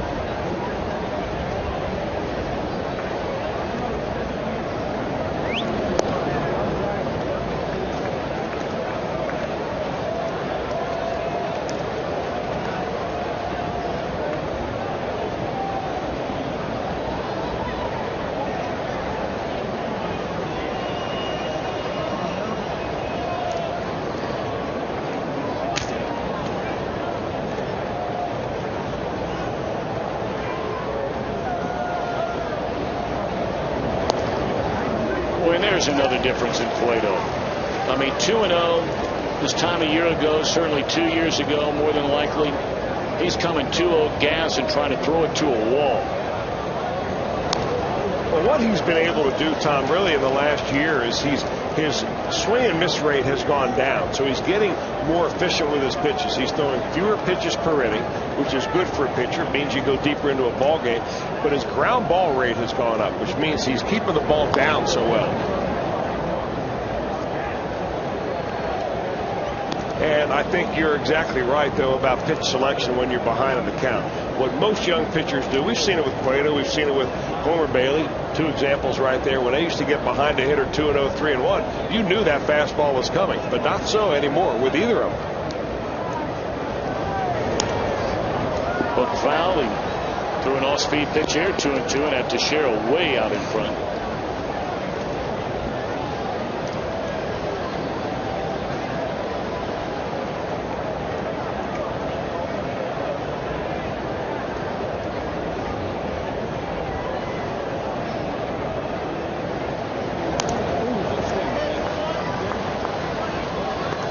Two in a row fouled off into the seats by Teixeira. Cueto has retired the last 11 Yankees after a leadoff walk to the pitcher in the 3rd inning.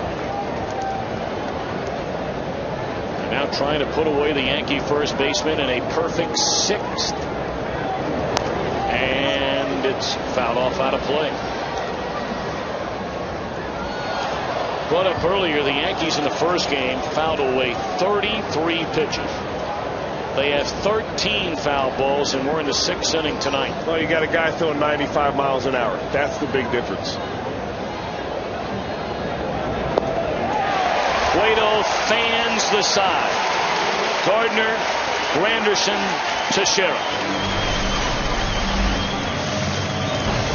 He strikes out 3. The Reds lead by that number. Now it's time for the Coors Light freeze cam. A couple of swings tonight by Heisey. Pitch in, leading off the bottom of the 1st inning. See you later. Out over the middle of the plate on a breaking ball in the 5th. Our Coors Light freeze cam brought to you by Frost Brewed Coors Light. Heisey has knocked in 3 of the 4 runs. And all 4 runs have scored as a result of the home run ball. Jonny Gomes had a solo shot in the 2nd.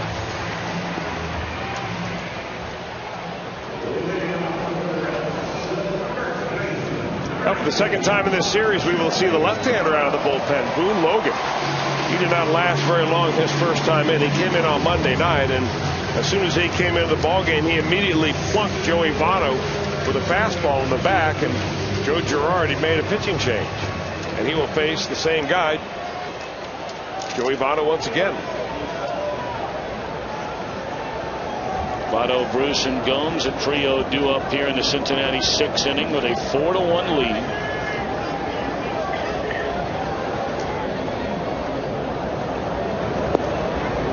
No other changes made by Girardi with Logan entering the game. You figure he's in there to face Votto and Bruce for sure. And perhaps no further along in this inning. Of course, that may depend on the result against Votto and Bruce. He's fallen behind Votto 2-0. You may remember the Yankees during the offseason gave Pedro Feliciano a pile of money coming over from the New York Mets to pitch out of their bullpen. No, all of a sudden he wasn't pitching well. He was hurt, and Brian Cashman, the general manager that signed him to the big contract, said he was damaged goods. The Mets ran him in the ground, which naturally prompted the question, well, if that's true, then why did you sign him? 2-2 to Joey Votto. I mean, all you really have to do is look at his games appeared in over the last few years, and you would have to agree that he pitched a lot of games. Don't they normally have a physical when you make a big deal like that? I mean, there were so many people who followed the Yankees regularly that were just completely shocked when Cashman made those comments. Because basically you're indicting yourself. And perhaps there's something to be said for that. Of course, the other way to handle that is to come out and say, I messed up. Or we messed up, one or the other. 2-2 on Joey Votto.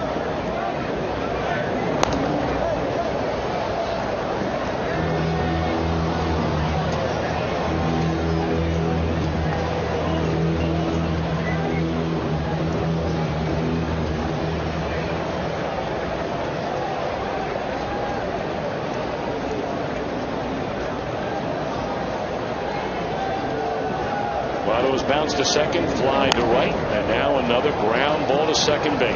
Votto still hitless in this series against the Yankees. All three of his hits on this homestand came in one game.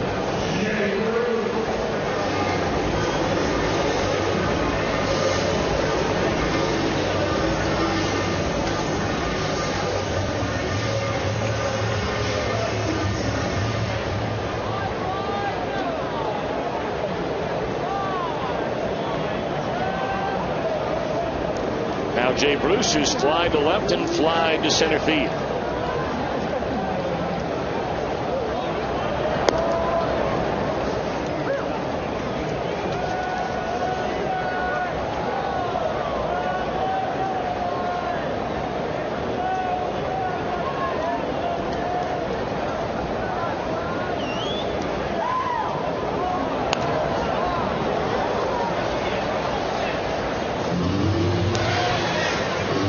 The screen right in front of Paul O'Neill. If he's not long enough to reach out there and get that one, I'm not sure who is.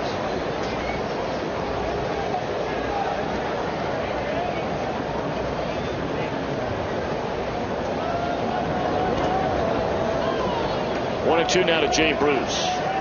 Yankees in the seventh inning will send up Rodriguez, Swisher, and Russell Martin against Jonny Cueto, who was given this New York lineup through the front 6 innings. One hit, a solo home run by Swisher, leading off the Yankees' second inning.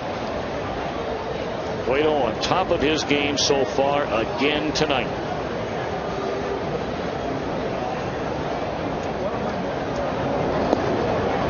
That's all for Bruce. Votto and Bruce retired against Boone Logan to begin the 6th inning, and with 2 outs and nobody on, Joe Girardi's still going to come get him and not allow Logan to face right-handed batting Jonny Gomes. So this will be our Skyline Chili call to the bullpen. Reds lead 4-1. We'll be back.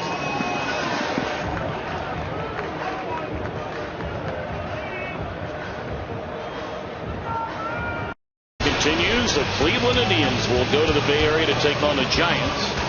Both teams looking to keep pace atop their divisions. Fox Saturday Baseball begins at 4 Eastern and 1 Pacific. So the Reds with a 4-1 lead as the Yankees come to bat in the 7th inning, and we've got the whole crew up here tonight, Chris. Luke Brenneman, a ball player wearing the headset. Ella Brenneman, movie star in the making. Movie star. Max Tuffy, Luke Rubin, the whole gang's up here tonight. Guys are looking good, too. They are looking good. All right, that's enough. That's enough. Act like you've been there before, Dad. For crying out loud. That's my girl. Hey, they listen to you. Good for you. These are my babies. Corey Wade is a new pitcher. On to face Jonny Gomes, and Gomes swings and fouls it out of play. First time we've seen Wade in this series. Well, it's the first time because he hasn't pitched very much, really, for the Yankees at all. He was signed to a minor league contract. Boy, the Yankees really do some bottom fishing. for their bullpen, for the back end of their rotation.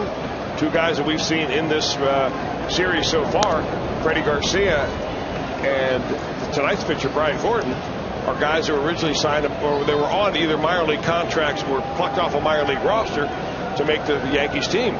Same for Corey Wade.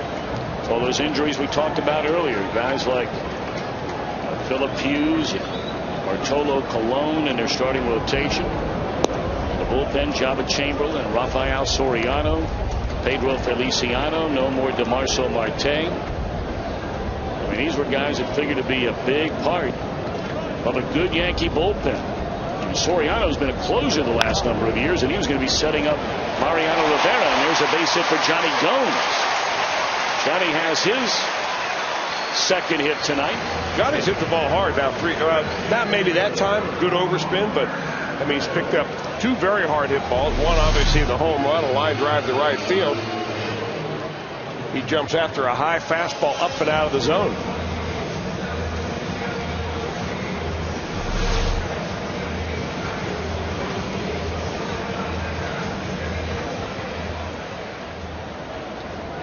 All right, so now Ramon Hernandez with one on and 2 men out. Reds with a 4-1 lead, batting in the bottom of the 6th inning.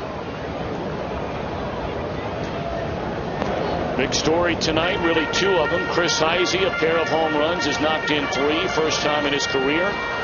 He's hit 2 or more home runs in a game, and of course the mound work yet again of Johnny Cueto. 6 innings, 1 hit, and 1 run allowed.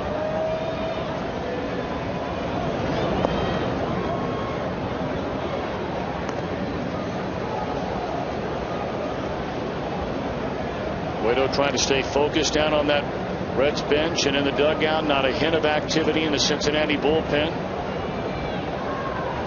Cueto's retired the last 12 Yankees he has faced, going back to a leadoff walk to the opposing pitcher to start the 3rd inning.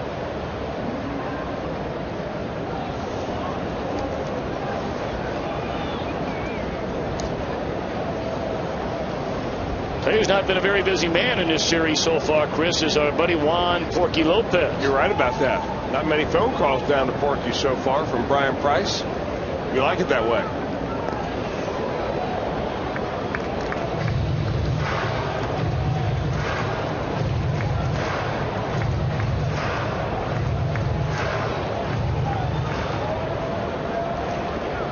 Juan just laying low. That's the way he likes it. Red starting pitching has been so good here over the last couple of weeks. That looked like a missed sign as Gomes was thrown out by 8 feet. And that'll end the inning. So we march on to the 7th. Reds 4, Yankees 1.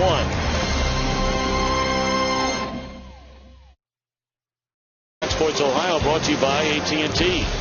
By Cincinnati Children's, which ranks 3rd in the nation on U.S. News and World Report's honor roll for Best Children's Hospitals 2011. By your Cincinnati and Northern Kentucky Honda dealers. And by Wendy's. You know when it's real. All right, Tom Brenneman, you know who that guy is in the white visor down there? Don't worry, I'll tell you. I want to know. His name is Jax Robertson. Now, he's a scout for the Pittsburgh Pirates now, but he was formerly a Yankee scout who signed me to my first minor league contract with the New York Yankees. Is that right? There's a base hit in the right center field by Alex Rodriguez, so that ends a string of 12 in a row retired by Cueto as we open the 7th. What year was that? That was 1977. That was the second year, actually, I was drafted by the Yankees. I was drafted by them in 1976 and playing in the Cape Cod League. And they never contacted me. So I wrote them a postcard, true story. I wrote them a postcard 2 weeks after the draft. And I knew I was drafted because I read it in the Cincinnati Enquirer. You got to be kidding me. And I wrote them a note on a postcard. I was up in Cape Cod, and I gave them the house and number, or the phone number of the house I was living in up there. I said, "Dear Yankees, I'm your 24th round draft pick. If you want to contact me, here's the number." About 5 days later, the phone rang and said, "Well, we know we drafted you, but we figured we were going to sign," and kind of went from there. Boy, how times have changed. Yeah. Now, one thing you don't know about Jax Robertson that you and he have very much in common is that he has a master's degree from Ohio University. How about that? He must be one really smart guy. He's one of those few Ohio who just made a mistake or two. Went to school. Actually went to class. There are very few. But a good guy. Really good guy. And he also signed Don Mattingly. Well, he looks good, too. I mean, it's a long time ago he drafted you. A pitch taken outside. It's 2-0 to Swisher. All of a sudden, you don't want to start fooling around here. I mean, this is the Major League's leading home run hitting team. Put a couple of guys on, and there's somebody in this lineup, up and down this lineup, that can tie the game right quick with one swing of the bat.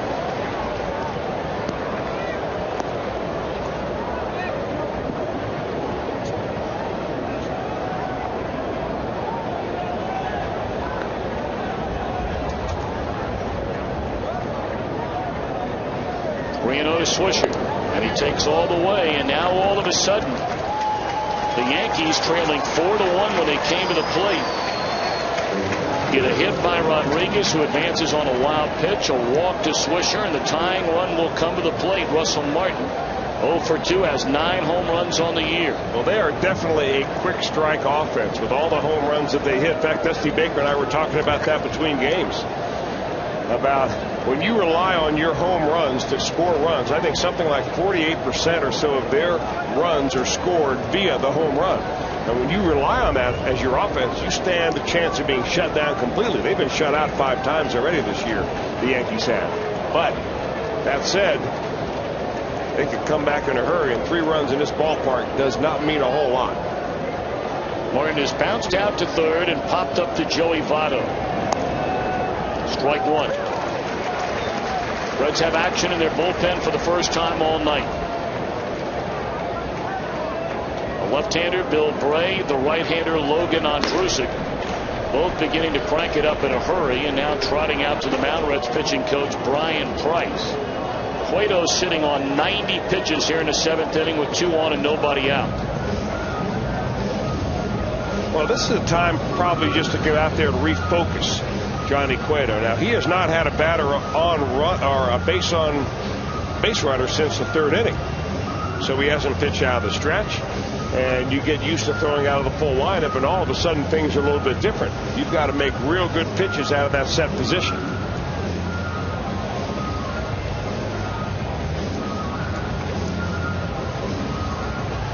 So Price right back to the Reds' first base side dugout, and Cueto right back to Fosu, focusing in on the batter Russell Martin.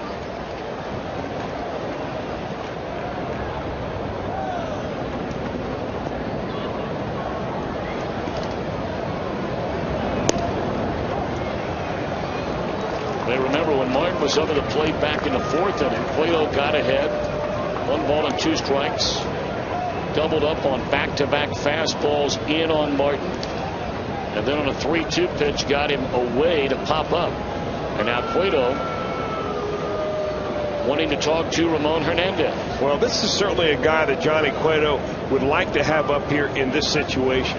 Russell Martin this year has grounded into 11 ground ball double plays. And with Jonny Cueto's ability to throw that low sinking fastball, have those hitters pound the ball into the ground, it might be an easy way to get a twin killing.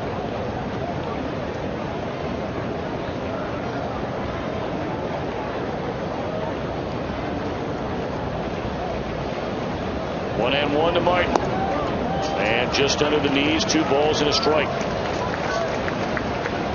Anything you pick up on the Cueto might be a little bit differently here, Chris? Well, no, you give up a base hit, then you walk a guy because you haven't pitched out of the stretch in 4 innings. That's the biggest thing, and I think that's why Swisher's on first base. But he's not used to being in that stretch, and I think that's why Brian Price went out there, probably gave him a couple of very simple things to concentrate on that they work on in the bullpen. Most pitchers have one thing that they think about throughout their delivery to kind of get them into the right slot.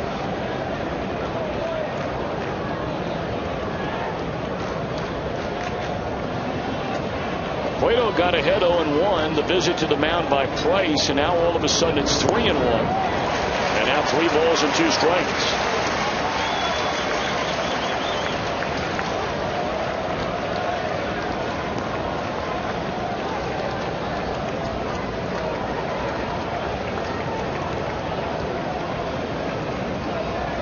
3-2 the count on Russell Martin.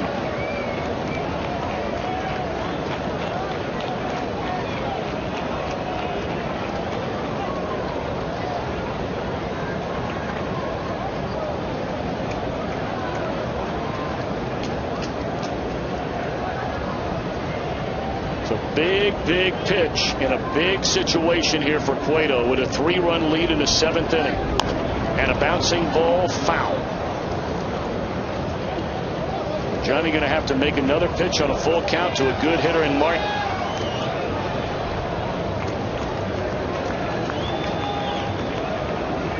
Looks like Russell Martin's just pulling off of it just a little bit. Jonny Cueto throws a nice low cutter right here. Maybe stays on top of a slider. Make sure it stays on the outer part of the plate. And Martin may just roll over on it. 3-2 again on Martin. And there it was. You called it, Chris, and he swung right through it. 2 out. Or 1 out. You know, it doesn't take very much for a hitter to pull off the ball. Maybe just a hair with his front foot. And if you look at Russell Martin's front foot right up there, watch him as he sets this foot down. It'll go this way just a hair. And if you put your foot down there a little bit, you leave yourself wide open to make it out on the outer part of the plate. So a big-time pitch for Jonny Cueto when he needed it the most. Yankees going to send up a pinch hitter to bat for Nunez. It's Robinson Cano. Talked about Cano in the series opener on Monday earlier today as part of this split doubleheader. Among the best players in the American League. Had 2 hits earlier today. Scored a run, knocked in a run. Cano had 2 hits, and RBI, scored a run in the series opener.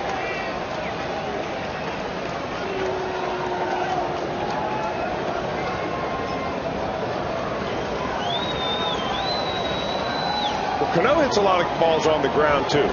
He's rolled into 8 ground ball double plays. So he also has 14 home runs and 48 knocked in. You're right about that. And we saw him earlier in this series. He really likes to slash the ball. Stays late on the ball. Not afraid to hit it the other way.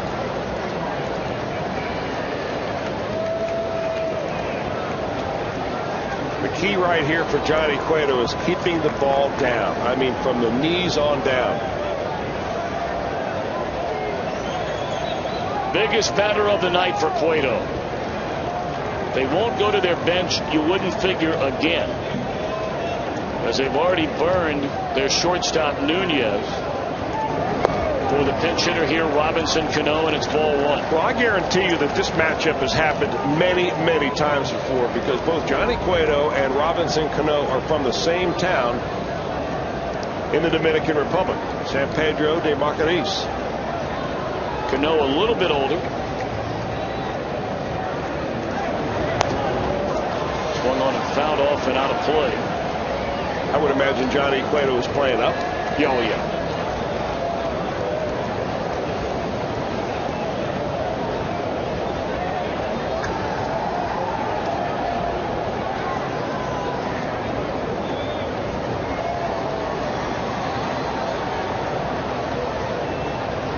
One ball and 1 strike on Robinson Cano, representing the tying run with 2 on here in the 7th inning. Boy, he just ate him up on a 93-mile-per-hour fastball in on his knuckles. I mean, Cano's shaking his left hand saying, get out of there.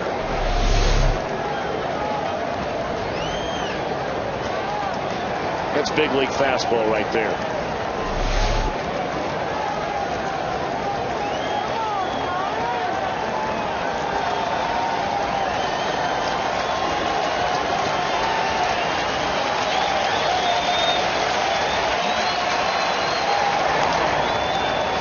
Roller to the right side. Votto will turn and throw, and it was botched from the very beginning.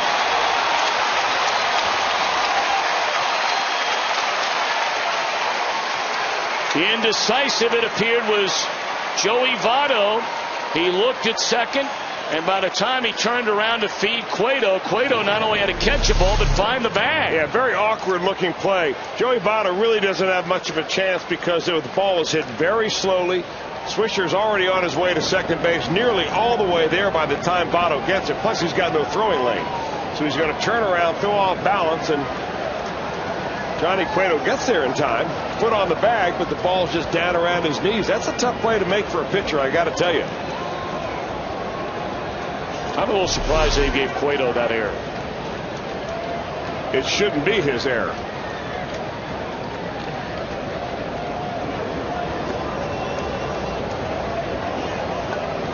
All right, now Cueto has to find a way to regroup in a hurry. The bases are loaded. That should have been the second out of this inning. The tying run at first, a go-ahead run comes to the plate. It's Ramiro Pena. Jorge Posada is standing in the on-deck circle to bat for the pitcher. Ground ball down to Votto. He'll throw to the plate. They get the out there. 2 out. Well, good play by Votto right here. He knows ahead of time what he's going to do with the baseball. Slow ground ball hit to you, coming towards the plate. You come out, field it, and you get the force of the lead runner.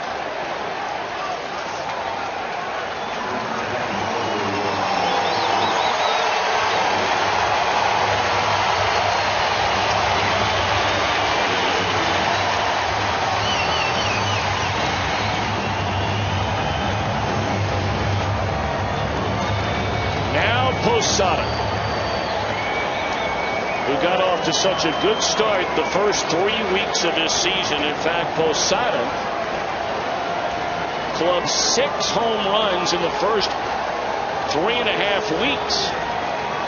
But up until earlier today, the last time he hit a home run was the 3rd week of April. He broke a 2-2 tie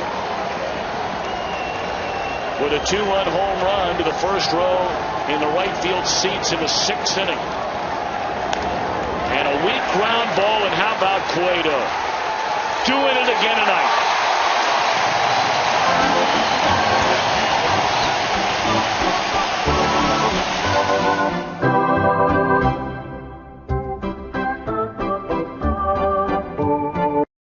For July 1st, 2nd, and 3rd, those are the only 3 home games for the Reds over the next 2.5 weeks until after the All-Star break.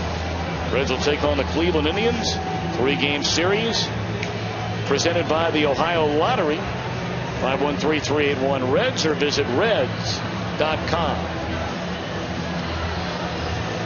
Boy, Jonny Cueto, I mean, right before your very eyes, ever since he was activated off the disabled list, Chris, this guy has been among the best in all of baseball. You know, he takes it so seriously, Tom. We saw it a couple of years ago. It seemed like Jonny Cueto made the emotional and, I don't know, intellectual decision to start really taking baseball seriously, realizing that there's a great deal of money to be made, and if you want to be on a winning ball club, and we used to come out early and you'd see him running the stairway and the steps here in the stadium that we never saw him do before. All of a sudden, it seemed like he realized what this is all about, and can be a serious business. And very quietly, he's risen right to the very top of the pitching staff and one of the better pitchers in this league. Hector Noesi, they're very high on this young man. They figure he's going to be a part of their starting rotation for a long time to come. They have him right now obviously working out of the bullpen. But they think between Noesi and Ivan Nova, who we saw in the opening game of this series, those are 2 mighty good, young, talented pitchers to have as part of your rotation for years to come. Cano remains in the game. Told you he's now at second base. With Ramiro Pena moving over to shortstop, replacing Nunez.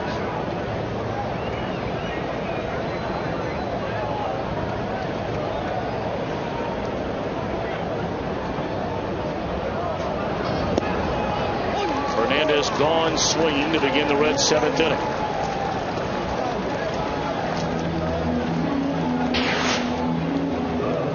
Well, a Meyer text poll question. Should Major League Baseball schedule more doubleheaders? 78% of you say yes. And baseball fans, now your chance to enter to win a Fox Sports Ohio Meyer prize pack. Text the word Meyer, that's M-E-I-J-E-R, to 37664. Now to be entered, we wish you good luck. Into right field, that'll be a base hit for the one-time Yankee Miguel Cairo. First time he's been on base in the ball game tonight.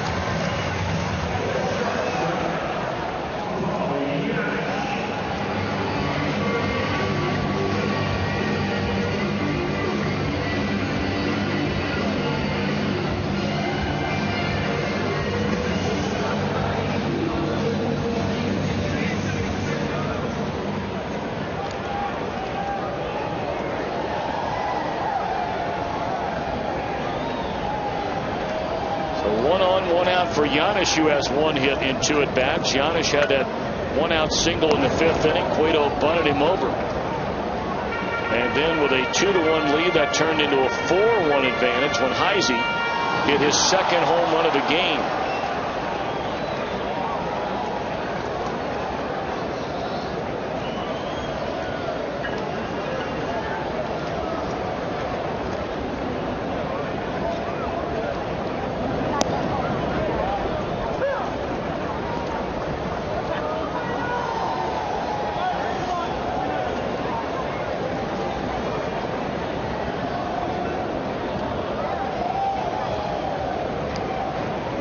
Heisey pitching in the big leagues for the first time.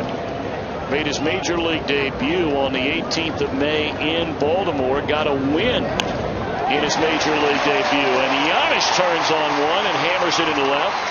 Quickly getting to the ball out there is Gardner to prevent Cairo from going first to third. And Giannis a 2-hit night. And he scored one of the Reds' 4 runs on the night. He gets an inside fastball from Heisey and really turns on it. So a base hit up the middle, a base hit down the left field line. And now all of a sudden Johnny Cueto is being called back to the dugout, and he doesn't look very happy about it. Well, he has completely throttled the Yankees tonight, holding them to 2 hits through 7 innings. And they'll get a big round of applause as he goes back into the dugout. But you're probably right. But that's what happens in National League Baseball. Maybe in the American League, Joe Girardi doesn't have to make tough decisions like that. But the bullpen for the Reds, for the most part, when you give the bullpen a lead this late in the ball game, they've been pretty dependable. 7 innings, only 2 hits allowed by Cueto. And the 1 run, a solo home run by Swisher in the 2nd inning. He allowed a single, a walk to begin the 7th. Struck out a batter. Was charged on an error. Unable to catch a throw from Joey Votto, which loaded the bases with only 1 out in the top of this 7th inning. But he got Pena to hit a ground ball to Votto. They got the force out of the plate. And then he got Jorge Posada on a very weak roller to Brandon Phillips to get out of the inning unscathed. Cueto's going to have a very hard time making the National League All-Star team because he didn't start with everybody else. He didn't come back until well over a month into the season. But there is very little doubt, had Cueto not opened the year on the disabled list and pitched like he has in now his 9 starts since coming back, Cueto would be on his way to Phoenix, Arizona. Right now, he's one of the top 5 pitchers in this league.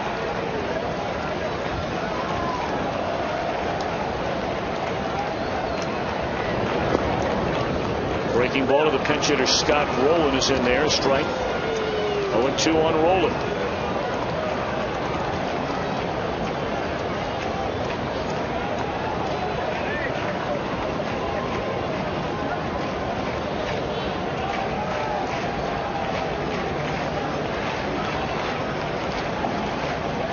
The 3 best pitchers in the National League so far this year have been, without question, Jair Jurgens, who leads the league in ERA and is tied for the league and win, with the other 2 guys who would fill in the 2 and 3 spots. Number 2, Cole Hamels, 3rd best ERA in the league, tied with Jurgens, 9 wins. Then Roy Halladay, fifth best ERA in the league, 9 wins. The fourth best pitcher in the league so far would be Tim Hudson. 8 wins on the year. And of course, he's had to battle through some injuries. Tommy Hanson in Atlanta having a very good year. That's in the air, hit well left field. Is it fair? That is a fair ball. 1 run will score. They're going to hold Giannis.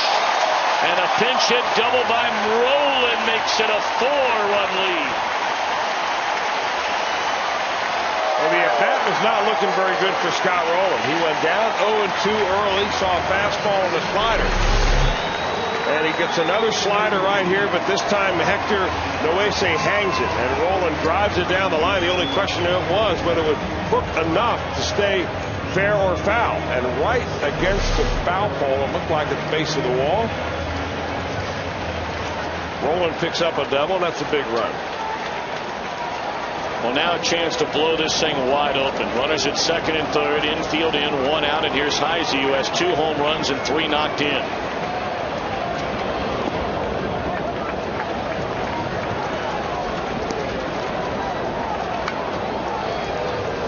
You'd be thrilled with just a sac fly here. I mean, you'd love to have a 3-run home run or a 2-run single, but you get that sac fly at the minimum. Well, if you're Chris Heisey, what you're thinking, I want to hit the ball hard. That's not going to do it. Ground ball to the shortstop. And the runner is tagged out. Or did he? He's out.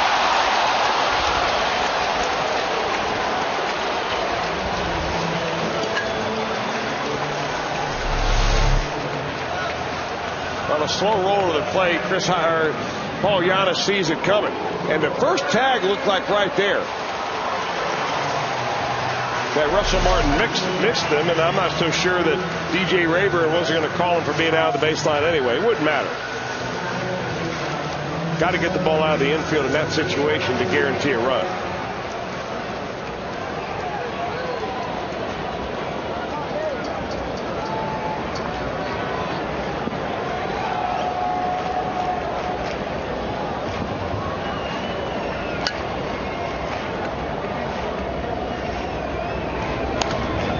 Phillips, a bouncing ball to hold it short. This will be safe at second and a run scored.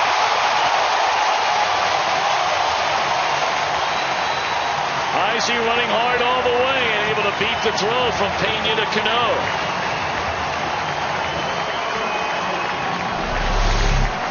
The ball hit very slowly off a breaking ball right there. Brandon Phillips is boot scooting it down the line. He's thinking maybe that throw is going to come to first base.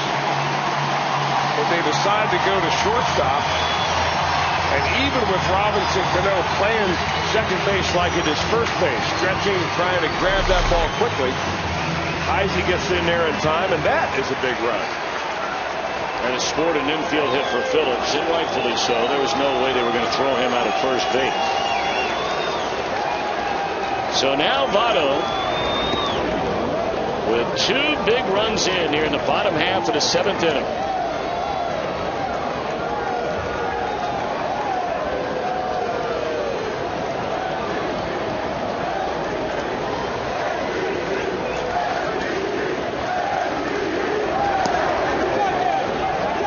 Check swing, they appealed, and Lance Barrett says no, he didn't go around. 1 and 1 account. Phillips now 37 runs batted in.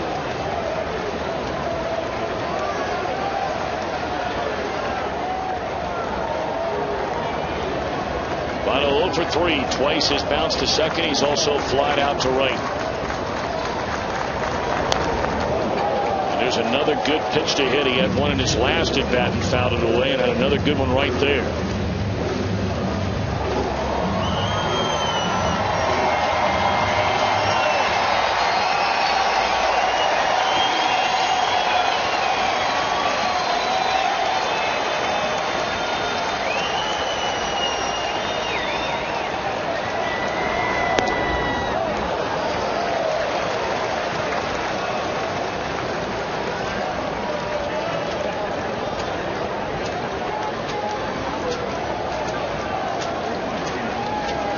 Joey Votto right now sitting on 99 home runs career.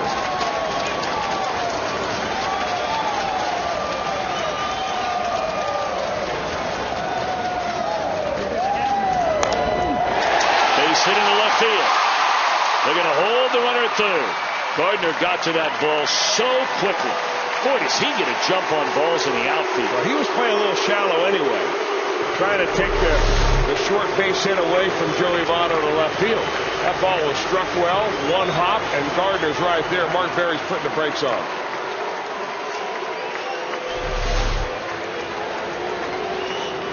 Well, for young Mr. Noesi, this has not been a pleasant 7th inning. Reds have 5 hits against him. So far, they scored 2 runs.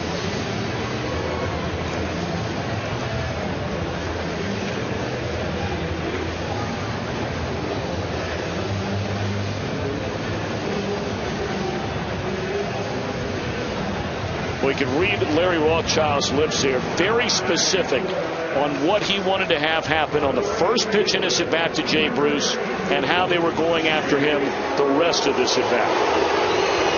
He must have said Bruce's name 7 times in about a 4-sentence sequence there.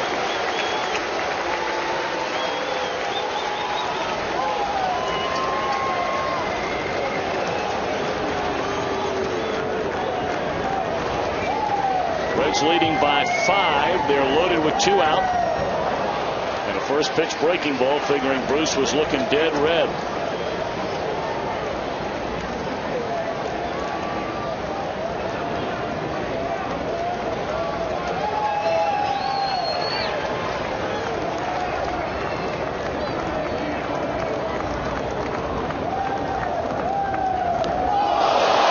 I don't think that's what they had in mind. It is 7-1.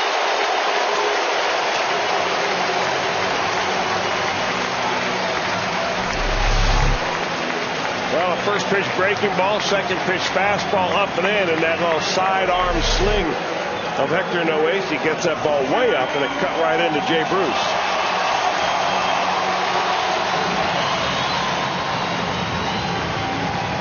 Jay's still smarting a little bit over there.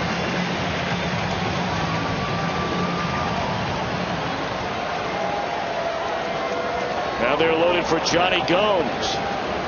Still 2 out. Reds leading now 7-1 after this 3-run 7th inning.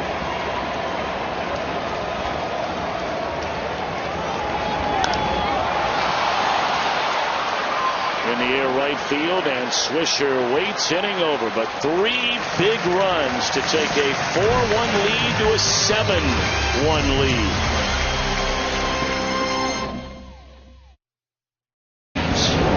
Chris pointed out, starting to swing the bat a lot better here in the month of June.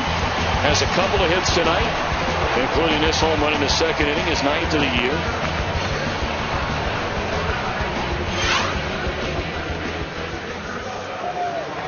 And the Reds with a 7-1 lead. We have changes in 3 spots. Heisey goes from center field to left field. Bruce Stubbs enters the game to play center.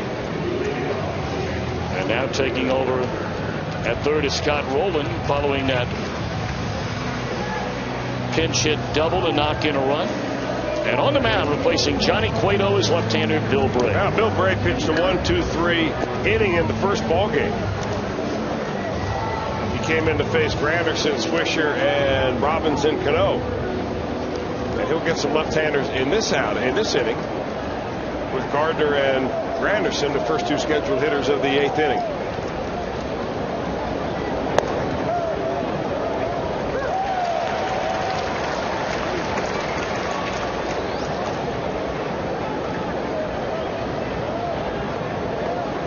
Oh, and 1 to Gardner.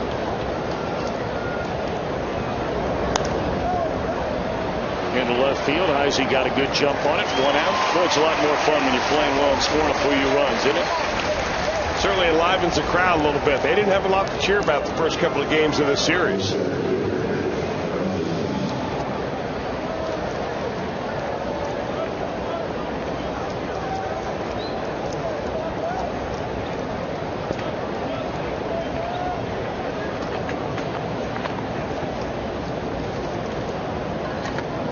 Seven runs tonight matches the total run output the Reds have put on the board over the last 4 games.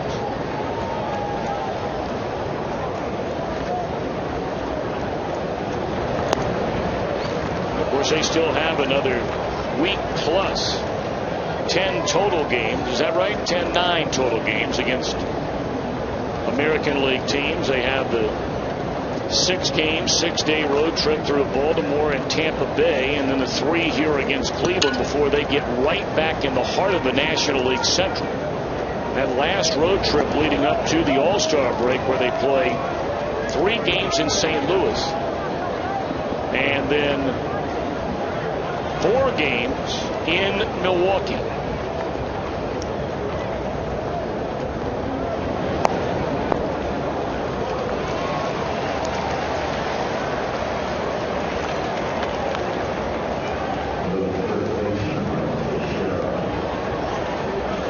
A 4-pitch walk to Granderson after taking care of Gardner to begin the inning by Bray.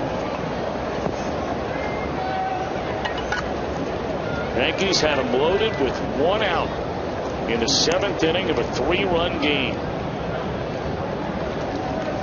And then Cueto just ate up Pena and Posada on ground balls to the right side, preventing the Yankees from chopping into that 3-run lead. They tack on 3 more in the bottom of the inning. And there's strike 1 to Teixeira, who turns around to bat right-handed for the first time tonight.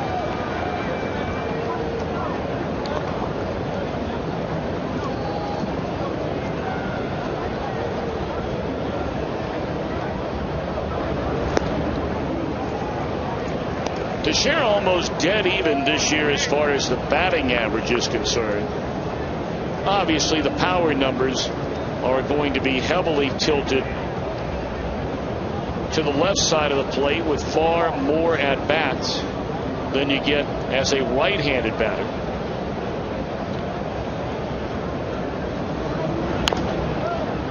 One and 2.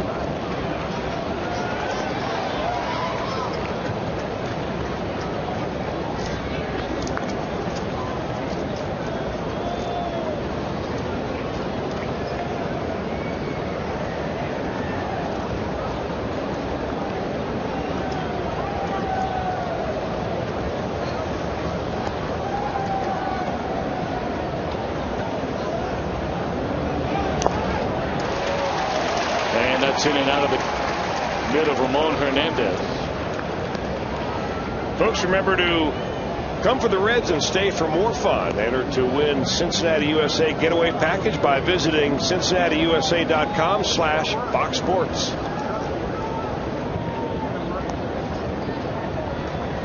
One and 2 to Teixeira. And we'll do it again.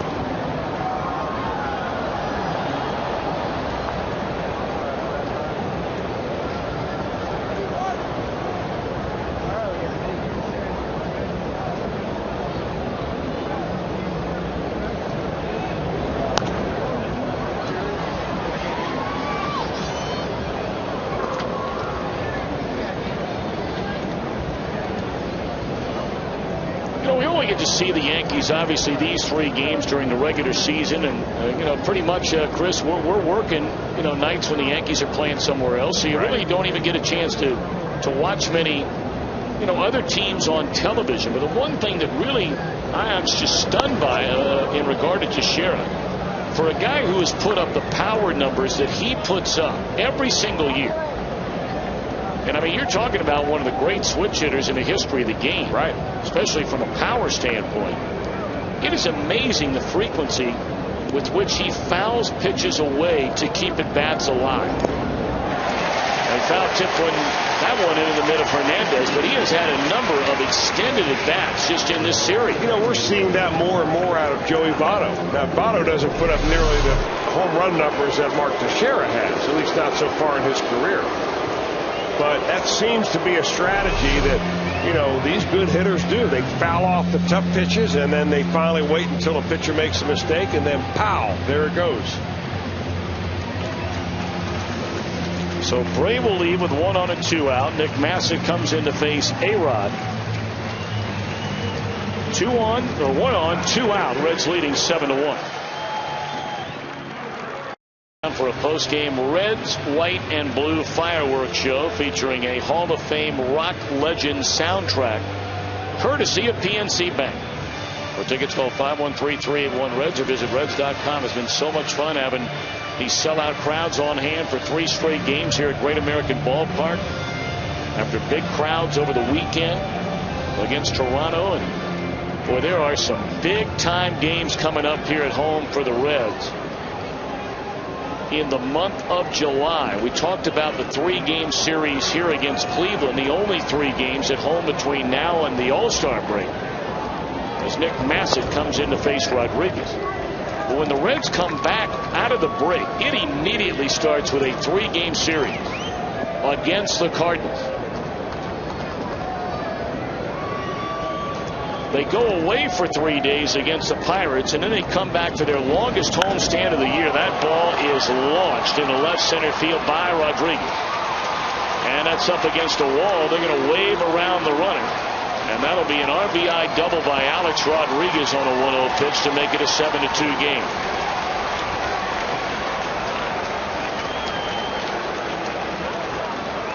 Well, he fell behind to Alex Rodriguez. 1 ball, no strikes on a fastball, missed out of the zone. Here comes another fastball. And that is in the hitting zone.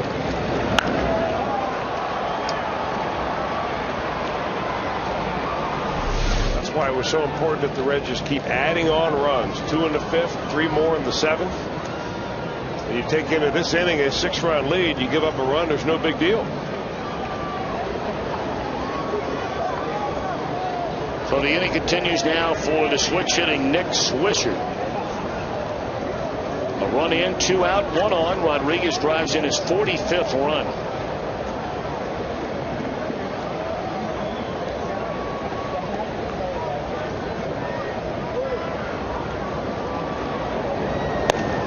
Cliff Lee working on a shutout. Cardinals batting in the bottom of the 6th inning at Busch Stadium. Philly with a 3-0 lead there. Told you Milwaukee lost earlier today against Tampa Bay, so going into nighttime play, the Cardinals have picked up a half game on Milwaukee in the Central Division. And now the Reds trying to pick up ground on the Brewers. A half game on them and a full game on St. Louis.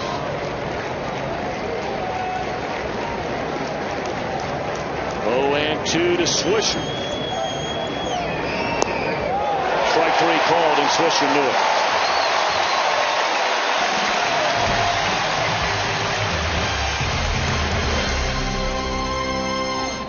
Posada to end the Yankees' 7th inning with the bases loaded. Jonny Cueto excited, you better believe it, and he should be. Of course, this is the first year that Cueto is pitching with a guaranteed contract. Reds gave him that long-term deal. Now, how the rest of that contract plays out, nobody has a crystal ball. We'll never know. But what we do know is this. In this, his first season since getting that contract, he's been better than he's ever been. And oftentimes you hear, oh, a guy gets a contract, he's going to go to the tank. Well, Cueto's getting better and better. I think, Tom, when you're a general manager and you award a guy a big contract, you decide whether you should do that or not. One of the prevailing issues that you take up is, does this player want to be the best pitcher or player in the league? Does he want to be an all-star? Or does he just want to make a lot of money? And if you can answer that yes, that this player wants to be the best pitcher in the league, if he's a pitcher, for instance, then you got the right guy. And I think they certainly do with Jonny Cueto. You know, I don't ever remember hearing it put the way you just put it, but I tell you, that is as insightful as any way I've ever heard describe a long-term contract and why you would give a guy that contract. There's a base hit in the left field by Hernandez. And I tell you what, after hearing you put it that way, I'm not so sure about a lot of guys that have been given long-term contracts around baseball. You're right. Because I'm not sure the answer to that question is yes. I mean, some guys just want to be good. But the guy that you give a ton of money to and guarantee for years and years that you're going to continue to give him money, you want that player every year to step up and say, I want to be the best player in the league this year. I think you've got one in Jonny Cueto. I think you can read it in his eyes. This guy is not afraid of anybody. And I think he took it upon himself tonight to realized this was a very important game for the Reds, that he's pitching against the New York Yankees in his hometown now, Cincinnati, Ohio. And he's going to take it right to him.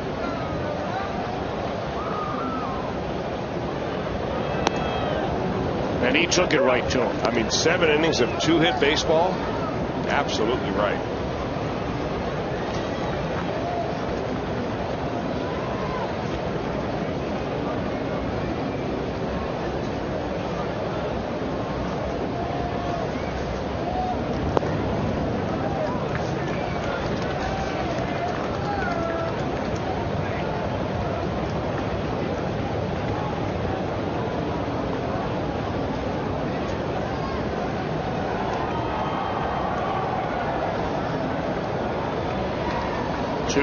On Drew Stubbs.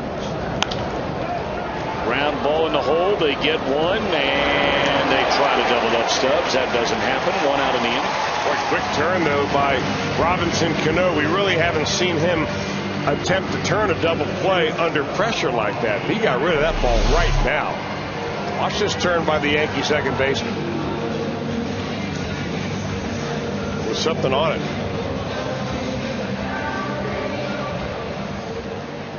But from the Reds' standpoint, a good trade-off. You get Hernandez off the bases and put Stubbs in his place.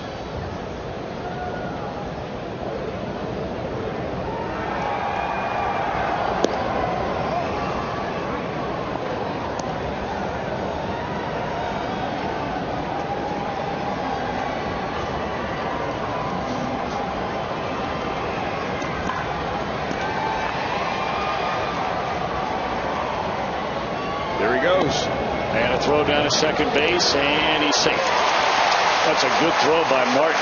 Well, he made that a pretty close play. He really did. He came up through it right on the money. The Heisey's pretty quick to the plate. But Stubbs is going to take a chance. Dusty Baker wants to get that run back. I'll tell you, if he tags him, he's out. Looks like he just swipe tagged him and missed the tag.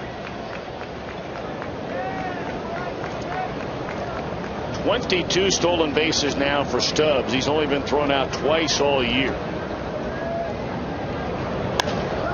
Giannis drives this ball into deep right center field, but Granderson back to get it. And tagging and advancing on to third is Stubbs.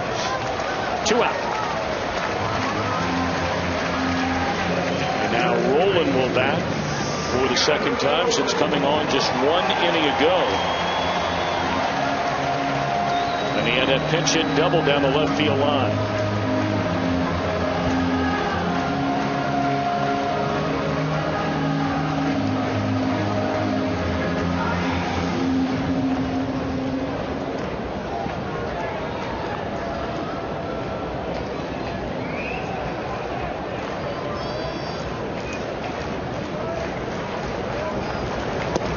Ball 1 away.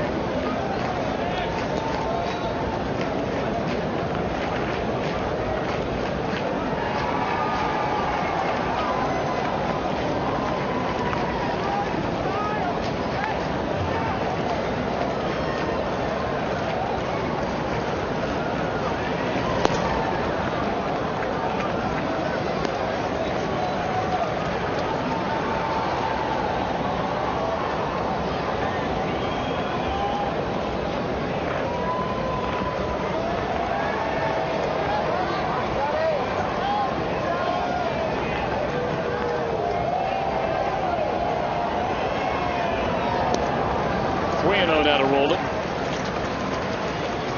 Heisey came on in the 7th inning, allowed 3 runs and 5 hits. He has a runner at third with 2 outs here in the Reds' 8th. Reds 3 outs away from putting this baby to bed and finally getting a win in this 3-game series. 3-1 to Rolen.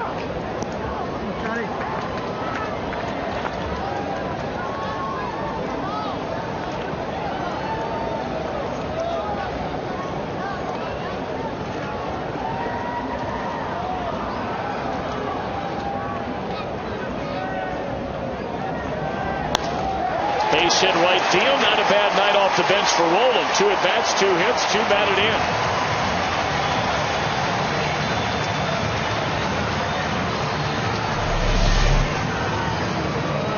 really 2 hits, but 1 down the left field line and then 1 solidly struck going to right field. Well, these Reds hitters just look so much more comfortable when they face a more conventional pitcher. Meaning a hard thrower. Heisey throws 93, 94 with a nice little slider. And they did this afternoon when they faced Freddie Garcia that threw kind of only show-me fastballs. He'd throw every once in a while, he'd throw about an 86, 87 mile an hour. Hello! Hello indeed. A 3-homer night for Chris Heisey.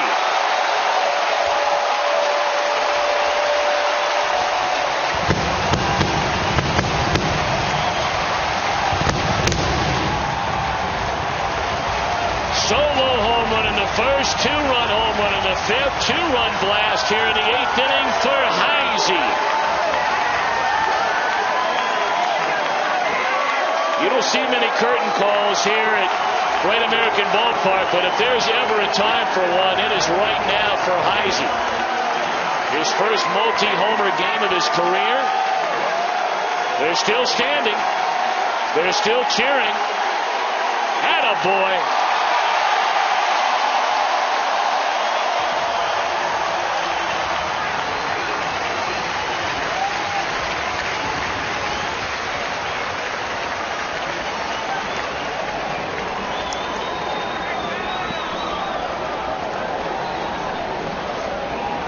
(10-2) lead. What a night for Heisey. Well, another hanging breaking ball on the inner part of the plate, and he has been all over that spot all night long.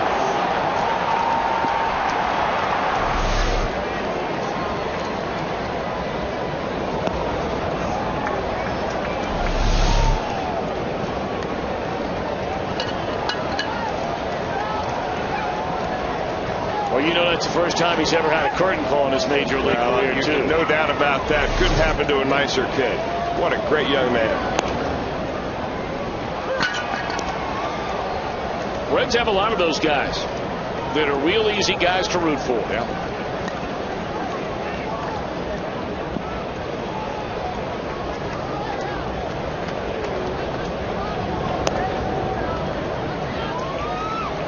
You brought up earlier about, the question you asked when you're signing a guy to a long-term contract.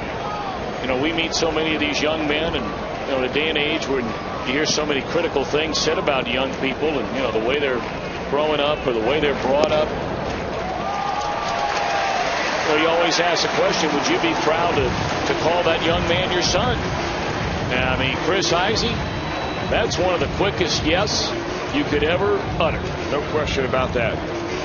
And now a pitching change as the Reds have just unloaded on Heisey here tonight. They've scored 6 runs against him in an inning and 2/3.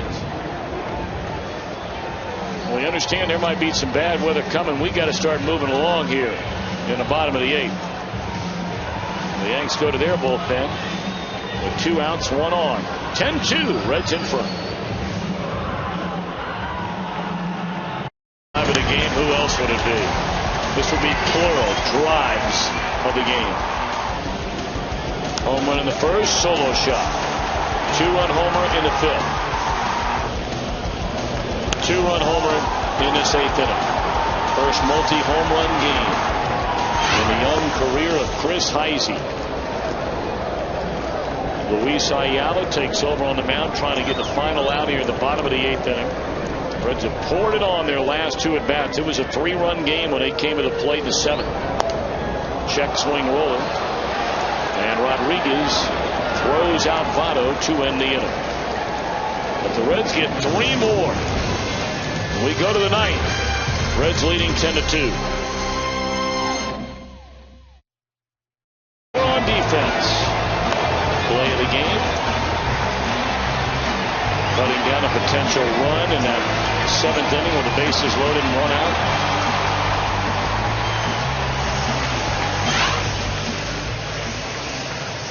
Well, the 2 big stories tonight, they were very early on in the game. And it holds true as we open the 9th inning. Heisey, a 3-home run game. And Jonny Cueto limits this Yankee lineup to 2 hits and 1 run in 7 innings on the mound. by Russell Martin to lead things off, and Nick Massett's got a boot scoot, as you like to say, Chris, through this 9th inning. Well, lots of strikes is what that means. The Yankees are down by 8 runs. They're going to be patient. They're going to be up there taking a couple of pitches. Martin to lead things off, and there's a strike. 2-1. We bring up hustling through this inning because we're being told there is some very, very bad weather closing in quickly on downtown Cincinnati, coming from the southwest. Fly ball on the right that'll back up Jay Bruce. 1 out.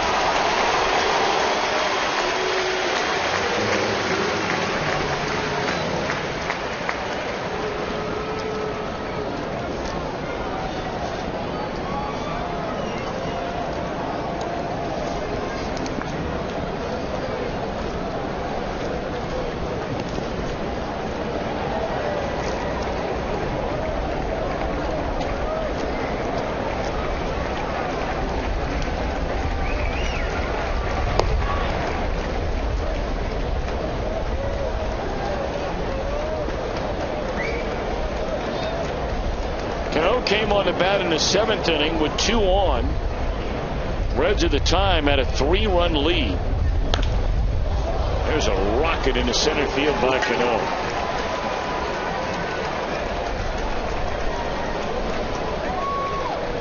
Well, you can just tell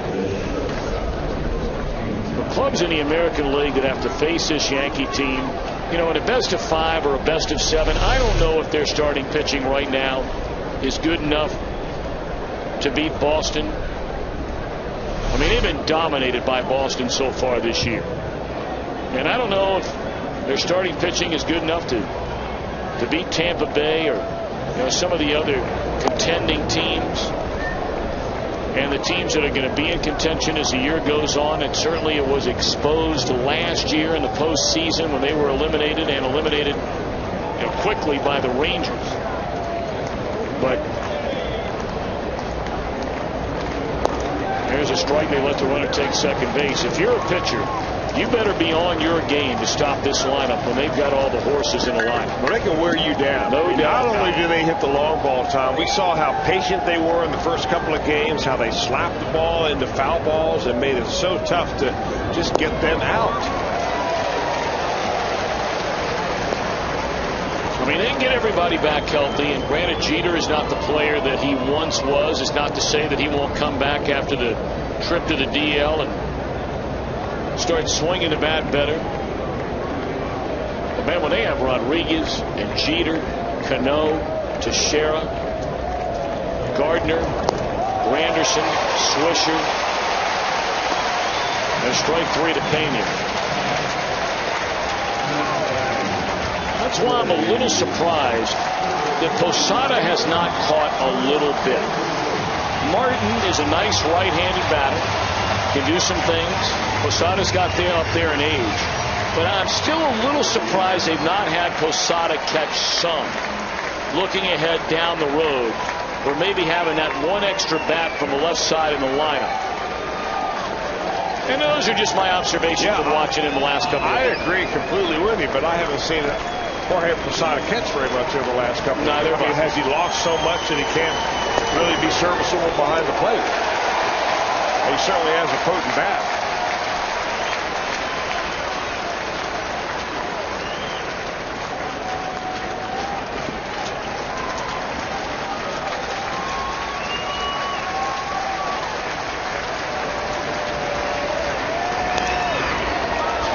Foul out of play, a 2-2 on the pinch hitter and former Red Chris Dickerson.